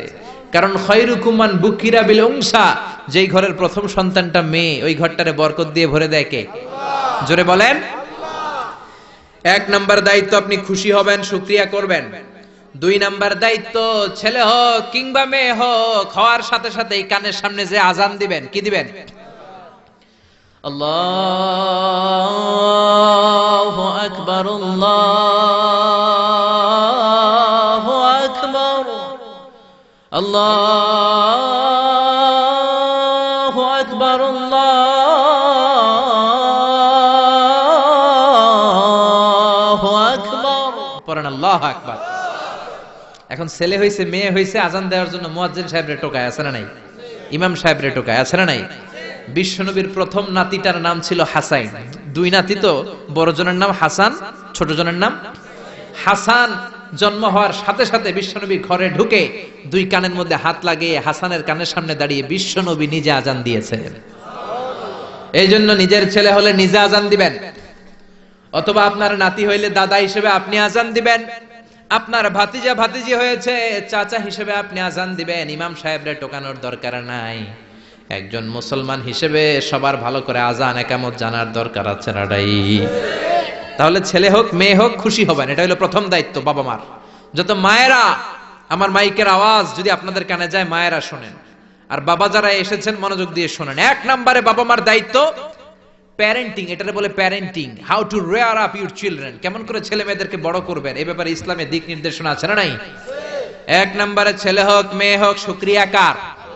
2 নম্বরে ছেলে হওয়ার সাথে সাথে মেয়ে হওয়ার সাথে সাথে আজানের দরকার আছে না নাই? তিন নম্বরে সপ্তম দিনে ছেলে হোক মেয়ে হোক আকিকা দিবেন। ছেলে হলে 2টা ছাগল, মেয়ে হলে 1টা ছাগল। সপ্তম দিনে দিবেন। কততম দিনে? অনেকে কুরবানির সাথে দেয়, কুরবানির সাথে নয়, সপ্তম দিনে দিবেন। এখন দিতে পারেন নাই, পরে কুরবানির সাথে বন্ধুর সময় দেন, ওটা আলাদা কথা, কিন্তু দেওয়ার নিয়ম হচ্ছে, সুন্নাহ হচ্ছে সপ্তম দিন। কততম দিন? বিশ্বনবী বললেন, কুল্লু গুলামিন রাহিনাতুন বিআকিকাহ তুযবাহু আনহু ইয়াওমা সাবিহি। প্রত্যেক বাচ্চাকে আকিকা দিতে হয় তার সপ্তম দিনে। তারপরে ইউসাম্মা ফিহি, সপ্তম দিনে তার একটা নাম রাখতে হয়। তারপরে ইহলাকু রাসুহু, তার মাথা কামিয়ে ফেলতে হয়। ছোট ছোট চুল থাকে না, নিউ বর্ন বেবি, নতুন বাচ্চার মাথায় হালকা হালকা পাতলা চুল থাকে, এগুলোকে আপনি হলক করে দিবেন, শেভ করে দিবেন। তাহলে সপ্তম দিনে 3 কাজ। 1 নম্বরে আকিকা। 1 নম্বরে কি? সবাই বলেন। 1 নম্বরে আকিকা। 2 নম্বরের নাম রাখা। 2 নম্বরে কি? কি নাম রাখবেন? Brush fire. এক ভাতিজার বাড়িতে নাকি চাচা আসছে বেড়াইতে, তো ভাতিজা আপ্যায়ন করাইতেছে। চাচা কয়, কতদিন পরে তোমার সাথে দেখা, তোমার ছেলে হইছে একটা, মেয়ে হইছে একটা, আমি তো চিনি না, ডাক দাও না। ডাক দিছে ব্রাশ ফায়ার। চাচা মনে করছে আসল ব্রাশ ফায়ার, এটা মনে করে চাচা দিছে দৌড়। ভাতিজাও চাচারে ধরার জন্য দৌড়। চাচাও দৌড়ায়, ভাতিজাও দৌড়ায়। চাচা কয়, ভাতিজা বয়স আমার 70-80, তুই আমার ব্রাশ ফায়ার করিস না। ভাতিজা বলে, চাচা এটা ওই ব্রাশ ফায়ার না, আমার ছেলের নাম ব্রাশ, মেয়ের নাম ফায়ার। তো এই ব্রাশ ফায়ার, এই জাতীয় নাম রাখবেন। আহাব্বুল আসমা ইলাল্লাহ আব্দুল্লাহ, আব্দুর রহমান। আল্লাহর কাছে সবচেয়ে প্রিয় নাম আব্দুল্লাহ, আব্দুর রহমান, এগুলো রাখবেন। নবীদের নামগুলো রাখবেন, কোরআন থেকে চুজ করে নাম রাখবেন, সাহাবাদের নাম রাখবেন। তাহলে ছেলেগুলোর আল্লাহ আল্লাহ বানাই দিবে কে? আর ব্রাশ ফায়ার রাখলে ব্রাশ ফায়ারের মতোই হবে, ঠিক কিনা? বিভিন্ন সমাবেশে এরা বোমা মারবে, ককটেল বোমা মারবে, হত্যা করবে, ডাকাতি করবে, ছিনতাই করবে, মেয়েদের ওন্না ধরে টানাটানি করবে, জোরে কোন ঠিক কিনা? এজন্য সপ্তম দিনে 3 কাজ। 1 নম্বরে আকিকা করা। কি করা? 2 নম্বরে নাম রাখা। কি রাখা? 3 নম্বরে মাথার চুল ফেলে দেয়া। কি করা? তারপরে ইসলাম বলে 2 বছর ছেলে হোক মেয়ে হোক দুধ খাওয়ানোর ব্যবস্থা করবা। কোরআনের মধ্যে এই আদেশ আছে না নাই? ওয়াল ওয়ালিদাতু ইউরদি'না আওলাদাহুন্না হাওলাইনি কামিলাইনি লিমান আরাদা আন ইউতিম্মার রাদাআহ। ছেলে হোক মেয়ে হোক 2 বছর দুধ খাওয়াবা। অনেক মা আছে দুধ খাওয়ায় না, ফিডার খাওয়ায়, বডি ফিটনেস নষ্ট হয়ে যাবে, এরকম মা আছে না নাই? দুধ খাওয়াতে চায় না, ফিডার খাওয়ায়, ল্যাকটোজেন খাওয়ায়, সিরিয়ালাক খাওয়ায়, ডানু খাওয়ায়। ডানু কি খাওয়ায়? তো এই জন্যই তো পোলায় তোমার বৃদ্ধাশ্রমে দিয়ে আসে। ওই যে দুধ খাওয়ায় না, যে তুমি ছোটবেলায় কষ্ট তো সহ্য করেন না, আপনার বৃদ্ধাশ্রমে দিবে না তো কোথায় দিবে? মায়ের যে শাল দুধটা, বাচ্চা জন্ম নেওয়ার পরে যে শাল দুধটা আসে, এটার মধ্যে যে কত ধরনের পুষ্টিগুণ আছে, ফুল অফ নিউট্রিশন, খুব উন্নত মানের রিচ নিউট্রিশন দিয়ে আল্লাহ এটাকে তৈরি করেছে। আপনার বিভিন্ন ধরনের রোগের প্রতিষেধক ভ্যাকসিন আল্লাহ এটার ভিতরে ঢুকিয়ে দিয়েছে। এটা যে খায় না, তার মেধা শক্তি খুব দুর্বল, তার কোনো মেধাই নাই, মনে রাখতে পারে না কিছু, সব ভুলে যায়। আমি আমার মায়ের দুধ খাইছি মাত্র 2.5 মাস, এজন্য আমি কিচ্ছু মনে রাখতে পারি না, সব ভুলে যাই। বাস্তব কথা। আপনি মায়ের দুধ যদি কেউ 2 বছর খায়, টানা 2 বছর খেতে পারলে তার মেধা হবে প্রচন্ড মেধা। এই ছেলে ইনফেরিয়রিটি কমপ্লেক্সে ভুগবে না, ইনসেফটিতে ভুগবে না। অনেক মায়েরা অসুস্থ হয়ে যায়, এজন্য খাওয়াতে পারে না, সেটা ভিন্ন ব্যাপার। আমিও খেতে পারিনি অসুস্থ হওয়ার কারণে, কিন্তু ছেলে অসুস্থ, মেয়ে অসুস্থ, মা অসুস্থ, 2 বছর আপনি দুধ খাওয়াবেন, ঠিক কিনা? যদি দুধ না খাওয়ান তাহলে ছেলে মেয়ের হক নষ্ট করলেন। অনেক মা খাওয়াইতে চায় না, আছে না নাই? যারা বলেন আছে না নাই? কিন্তু অসুস্থতার কারণে যদি কেউ না খাওয়ায় সেটা ভিন্ন ব্যাপার। এজন্য প্রথম দায়িত্ব হলো শুকরিয়া করবেন আল্লাহর, ছেলে হোক মেয়ে হোক। এরপরে জন্ম নিলে আজান দিবেন, জন্মের 7ম দিনে আকিকা দিবেন, সুন্দর একটা নাম রাখবেন, মাথার চুল ফেলে দিবেন, তারপর 2 বছর দুধ খাওয়াবেন। এরপর ছেলে যখন আব্বু আব্বু বলে, আম্মু আম্মু বলে, হাঁটতে শিখে একটু বড় হয়েছে, সবার আগে ছেলেরে শিখাবেন কোরআন। কি শিখাবেন? সবার আগে কোরআন, পরে অন্য জ্ঞান। Teach your children the holy Quran. The holy Quran will teach your children everything. আপনি আপনার ছেলেরে কোরআন শিখান, কোরআন আপনার ছেলেরে গোটা বিশ্বটা শিখাই দিবে। সুবহানাল্লাহ কইতে মন চায় না? এজন্য একটু বড় হলেই ছেলে মেয়েরে কি শিখাবেন? আপনি ছেলে মেয়েরে সব কিছু শিখাইলেন, কোরআনটাই শিখান নাই, তার মানে আপনি কিছুই শিখান নাই। ঠিক কি না? এরপরে ছেলে মেয়েদেরকে সময় দিবেন, তাদেরকে নিয়ে ঘুরতে যাবেন, ভালোবাসবেন। বিশ্বনবী হাসান আর হুসাইনকে আদর করতে লাগলেন। হাসানকে কোলে নেয়, হুসাইন ওঠে, আবার হুসাইনকে নিলে হাসান নামে। বিশ্বনবীর সামনে দাঁড়িয়ে রইল আকরা ইবনে হাবিস আত-তামিমি নামে সাহাবী। বিশ্বনবীর নানা নাতির এই আদর ভালোবাসা দেখে আকরা বলে, ও নবী, আমাকে আল্লাহ 10টা সন্তান দিয়েছে, একটা সন্তানকেও কোনোদিন আমি চুমা দেই নাই। বিশ্বনবী বললেন, বলো কি? মানলা ইয়ারহাম লা ইউরহাম। যে কারোর উপর দয়া দেখায় না, আল্লাহও তার উপর দয়া দেখায় না। যে কাউরে ভালোবাসে না, আল্লাহও তার ভালোবাসে না। যে ছোটদের আদর করে না, সে আল্লাহর দয়া পায় না। চিল্লা এখন ঠিক কি না? এজন্য ছেলে মেয়েদেরকে সময় দিবেন। আধুনিক কিছু ফ্যামিলিতে যেই সমস্যা, বাবা মা দুইজন চাকরি করে, বাবাও সকালে বের হয়ে যায়, মাও বের হয়ে যায়। যখন বের হয় তখন ছেলে মেয়ে ঘুমায়, আবার রাতে যখন ফিরে তখনও ঘুমায়। শুক্রবার ছাড়া ছেলে আর বাবার সাথে দেখাই হয় না। তো ছেলে মেয়ে মানুষ হয় কাজের মেয়ের কাছে। কার কাছে? কাজের মেয়ের কাছে। যদি আপনার ছেলে মেয়ে মানুষ হয়, এই ছেলে মেয়েগুলো কাজের মেয়ের চরিত্র নিয়ে বড় হবে, কাজের মেয়ের আচরণ নিয়েই বড় হবে। আপনার আচরণ, আপনার মধ্যে যে ভাব গাম্ভীর্য, ভদ্রতা, সুন্দর কথা বলার স্টাইল, এগুলো আপনার ছেলে মেয়েরা শিখবে না। চিৎকার করে বলেন ঠিক কি না? এরপর ইসলাম বলে, ছেলের বয়স যখন 7 হয়, ছেলে মেয়ে যখন 7 বছরে পৌঁছে, নামাজের আদেশ দেওয়ার দরকার আছে না নাই? মুরু সিবিয়ানাকুম বিসসালাতি ওয়া হুম 7 সিনিন। ছেলে মেয়ের বয়স যখন 7, নামাজের আদেশ দাও। যখন 10, ধমকায় হলেও, শাসন করে হলেও নামাজে নিবা। অনেকে আদরের ছেলে ফজরের সময় ডাকতে পারে না। হুজুর, অনেক আদরের ছেলে তো ফজরের সময় ডাকি না, ঘুমায় আছে, ছেলেটার ঘুম ভাঙবে। আমার ছেলে 10টায় ওঠে, 11টায় ওঠে, আদরের ছেলে। তো সকালবেলা যদি ঘরে আগুন লাগে তখন কি করবেন? ঘরে যদি ভূমিকম্প হয় কি করবেন? তখন ডাকবেন না? তো দুনিয়ার আগুন থেকে বাঁচানোর জন্য যদি ছেলেরা ডাকেন, জাহান্নামের আগুন থেকে বাঁচানোর জন্য আপনার কলিজার টুকরাটারে নামাজের জন্য ডাকার দরকার আছে না নাই? এরপরে বিশ্বনবী বললেন, ইযা বালাগাল আওলাদু 10 সিনিন ফাররিকু বাইনাহুম ফিল মাদাজি। জরুরি মাসালা জেনে নেন, কান দুইটা খরগোশের মতো খাড়া করেন। বিশ্বনবী বললেন, ছেলে কিংবা মেয়ে বয়স যখন 10 হয়, বিছানা আলাদা করে দাও। ছেলে মেয়ের বয়স 10 হয়ে গেলে বাবা মেয়ের সাথে এক খাটে ঘুমাতে পারবে না। ছেলে মেয়েদের বয়স যখন 10 হয়ে যায়, মেয়ে বাবার সাথে ঘুমাতে পারবে না, ছেলের সাথে মা ঘুমাবে না, ভাই আর বোন এক বিছানায় শোবে না। ঠিক কি না? 2 ভাই, এদের বিছানাও যদি আলাদা করে দেয়া যায় সেটাও ভালো। এগুলো আমরা অনেক ফ্যামিলিতে মেনটেন করি না, এজন্য ঝামেলা আছে না নাই? আবার বিশ্বনবী বললেন, আল্লিমু আওলাদাকুম আস-সিবাহা ওয়ার রিমায়া ওয়া রুকুবাল খাইল। ছেলে মেয়েদেরকে সাঁতার শিখাও, তীর মারা শিখাও, ঘোড়ায় চলা শিখাও। সাঁতার শিখাতে বলেছে বিশ্বনবী। সুবহানাল্লাহ। ছেলেরে হাঁটা শিখায় বাবা, আব্বু হাঁটো হাঁটো হাঁটো, তুমি হাঁটো, তুমি আমার আব্বু হাঁটো। তো জমিনে হাঁটা শিখাইলেন, পোলা যদি পানিতে পড়ে তখন হাঁটাহাঁটি যাইব কই? পানিতে হাঁটা যায়? পানিতে কি করতে হয়? সাঁতার। তো এটা শিখাইতে হবে না? বিশ্বনবী বললেন, আল্লিমু আওলাদাকুম আস-সিবাহা, ছেলে মেয়েদেরকে সাঁতার শিখাও। 2 নম্বরে বললেন, আর রিমায়া। রিমায়া মানে তীরন্দাজ বাহিনী বানাও, তীর মারো। ইমাম মাহেদী আসলে জিহাদের ময়দানে শরীক হওয়ার দরকার আছে না নাই? তো এখন তো তীর মারামারি নেই, কি শিখাবেন? আত্মরক্ষার কৌশল শিখাবেন। কেমন করে প্রতিকূল পরিবেশে বেঁচে থাকতে হয়, সমাজের এই সংগ্রামে কেমন করে টিকে থাকতে হয়।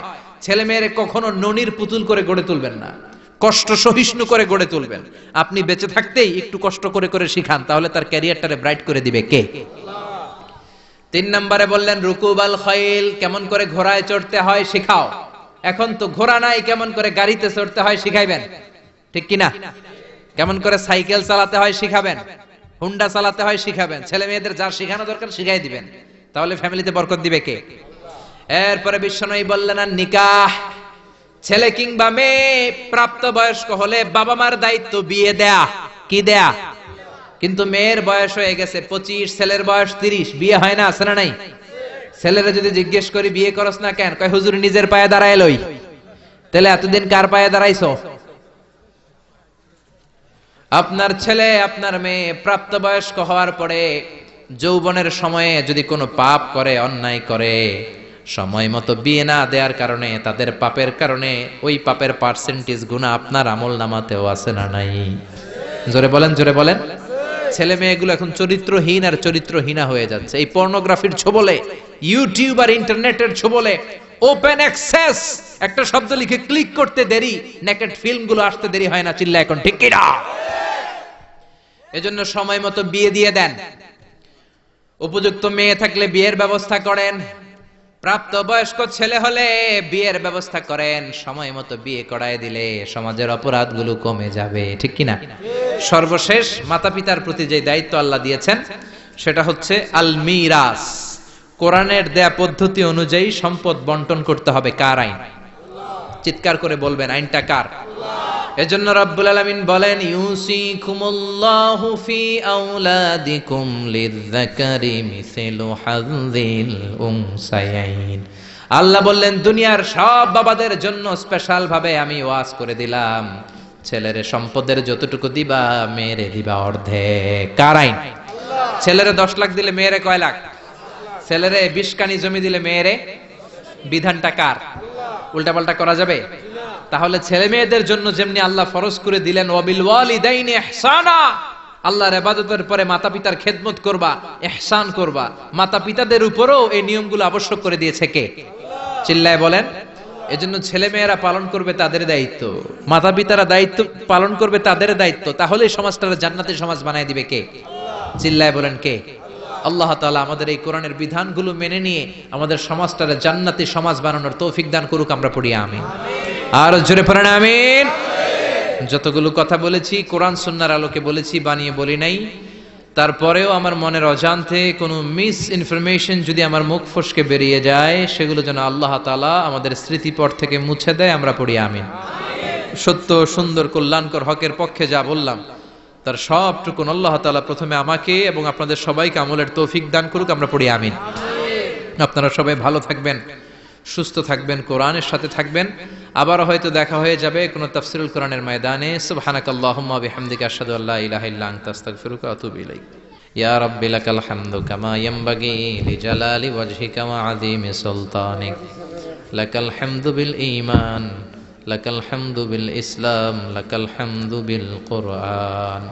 রব্বানা যালামনা আনফুসানা ওয়া ইল্লাম তাগফির লানা وترحمنا لنكونن من الخاسرين ربنا آتنا في الدنيا حسنة وفي الآخرة حسنة وقنا عذاب النار ও জান্নাতের মালিক, জাহান্নামের মালিক, আমরা তোমার কাছে জান্নাত চাই, জাহান্নাম থেকে বাঁচতে চাই। ও আরশের মালিক, লৌহে মাহফুজের মালিক, সিদরাতুল মুনতাহার মালিক, বাইতুল মামুরের মালিক, আকাশের মালিক, জমিনের মালিক, নবমণ্ডলের মালিক, ভূমণ্ডলের মালিক। তোমার আকাশ, বাতাস, নবমণ্ডল, ভূমণ্ডল এগুলোর তুলনায় আমাদের এই হাত দুইটা একেবারেই ছোট্ট রে আল্লাহ। ছোট্ট দুটো হাত পেতে বুক ভরা আশা নিয়ে তোমার শাহী দরবারে ভিক্ষুকের মতো চেয়ে রইলাম। রব্বুল আলামিন, আমাদের হাত দুইখানা তুমি কবুল আর মঞ্জুর করে দাও। আমরা সবাই গুনাহগার, গুনাহমদের বেশুমার। আকাশের নিচে, জমিনের উপরে আমাদের চেয়ে বড় গুনাহগার হয়তো আর কেউ নাই।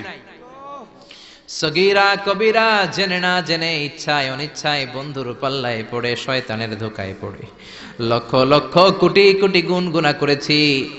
আজকের এই তাফসীরুল কোরআনের প্রোগ্রামের বরকতে, এই মাহফিলে আসার বরকতে তুমি আমাদের জিন্দেগীর সব গুনাহ খাতা মাফ করে দাও। আমার প্রবাসী ভাইয়েরা আজকে মাহফিলের জন্য অনেক প্রচেষ্টা করেছে, আল্লাহ তাদেরকে তুমি কবুল করে নাও। দেশের বাইরে আমার যে প্রবাসী ভাইয়েরা আছে, রব্বুল আলামিন সমস্ত বালা মুসিবত থেকে তাদের হেফাজত করো। রব্বুল আলামিন আমার কোন ভাই কোন মাকাসেদ নিয়ে, কোন জ্বালা যন্ত্রণা নিয়ে হাত তুলেছে আমি জানি না, তোমার জানার বাকি নাই। আমার ভাইদের মনের সব নেক মাকাসেদ তুমি পূরণ করে দাও। রব্বুল আলামিন সূরাত বনী ইসরাঈলের আলোকে তোমার দুইটা ফয়সালার কথা আমরা জানতে পারলাম। শুধুমাত্র কেবলমাত্র একমাত্র ইবাদত হবে তোমার, আর কারো ইবাদত করা যাবে না। তোমার ইবাদত করতে করতে করতে করতে যেন আমরা মৃত্যুর কোলে ঢলে পড়তে পারি, তৌফিক দাও। মাতা পিতার প্রতি ইহসান করাকেও তুমি তোমার ইবাদতের পরে ফরজ করেছো আল্লাহ। মাতা পিতা আমাদের যাদের বেঁচে আছে খেদমত করে যেন জান্নাত কামাতে পারি, তৌফিক দাও। আমরা যারা মাতা পিতা হারিয়ে এতিমের মতো দুই হাত তুলে বসে রইলাম, আমাদের আব্বা আমার কবরটারে জান্নাতের টুকরা বানিয়ে দাও। তাদের জীবনে কোনো ভুল হয়ে থাকলে তাদের পক্ষ থেকে আমরা ক্ষমা চাই, তাদেরকে মাফ করে দাও। তাদের কবরটাকে তুমি নূর দিয়ে মুনাওয়ার করে দাও। আমাদের আব্বা আম্মার কবরটাকে তুমি জান্নাতুল ফেরদাউসের বাগান বানিয়ে দাও। রব্বুল আলামিন যারা টাকা দিয়ে, পয়সা দিয়ে, বুদ্ধি দিয়ে, পরামর্শ দিয়ে আজকের এই কোরআনের বাগানটারে সফল করলো কিয়ামতের দিন, আজকের এই মাহফিলটারে তুমি আমাদের নাজাতের ওসিলা বানিয়ে দাও। রব্বুল আলামিন সুদের সবচেয়ে ছোট্ট গুনাহ মায়ের সাথে জিনা করা, সুদের সবচেয়ে মারাত্মক গুনাহ তোমার বিরুদ্ধে যুদ্ধ করা। রব্বুল আলামিন সুদ থেকে বেঁচে আমরা যেন ব্যবসায় শামিল হতে পারি, তৌফিক দাও। আমাদের ব্যবসা বাণিজ্যে বরকত দাও, আমাদের ফ্যামিলিতে বরকত দাও। 5 ওয়াক্ত সালাত জামাতের সাথে আদায় করার তৌফিক দাও। রব্বুল আলামিন যতদিন বাঁচি কোরআন সুন্নাহ মেনে চলে যেন জীবনটারে গড়তে পারি, তৌফিক দাও। আমার বাংলার জমিনের 56,000 বর্গ মাইলের প্রতিটা ইঞ্চি মাটিকে কোরআনের ঘাঁটি হিসেবে কবুল করো। যারা হকের কথা বলে, কোরআনের কথা বলে, তাদেরকে তুমি কবুল করো। যারা মাঠে ময়দানে কোরআনের বয়ান করে, আমার ওই ভাইদেরকে কবুল করো। যারা কোরআনের কথা বলতে যে জুলুমের শিকার, তাদের তুমি কবুল করো। যারা হকের কথা প্রতিষ্ঠা করতে যে নিজেদের জীবনটা বিলিয়ে দিয়েছে, তাদের শাহাদাত তুমি কবুল করো। রব্বুল আলামিন আমাদের ছেলে মেয়েদেরকে মানুষের মতো মানুষ বানাও। আমরা যারা বাবা মা হয়েছি, আমাদের উপর যে দায়িত্বগুলো পালনের তৌফিক দাও। আমাদের ফ্যামিলিগুলোর জান্নাতি ফ্যামিলি বানিয়ে দাও। আর মৃত্যুর পূর্ব মুহূর্তে বিশ্বনবীর শেখানো ওই মধুরতম কালিমাটুকুন জপতে জপতে ঈমান নিয়ে যেন আমরা সবাই বিদায় নিতে পারি। লা ইলাহা ইল্লাল্লাহু মুহাম্মাদুর রাসূলুল্লাহ সাল্লাল্লাহু আলাইহি ওয়াসাল্লাম।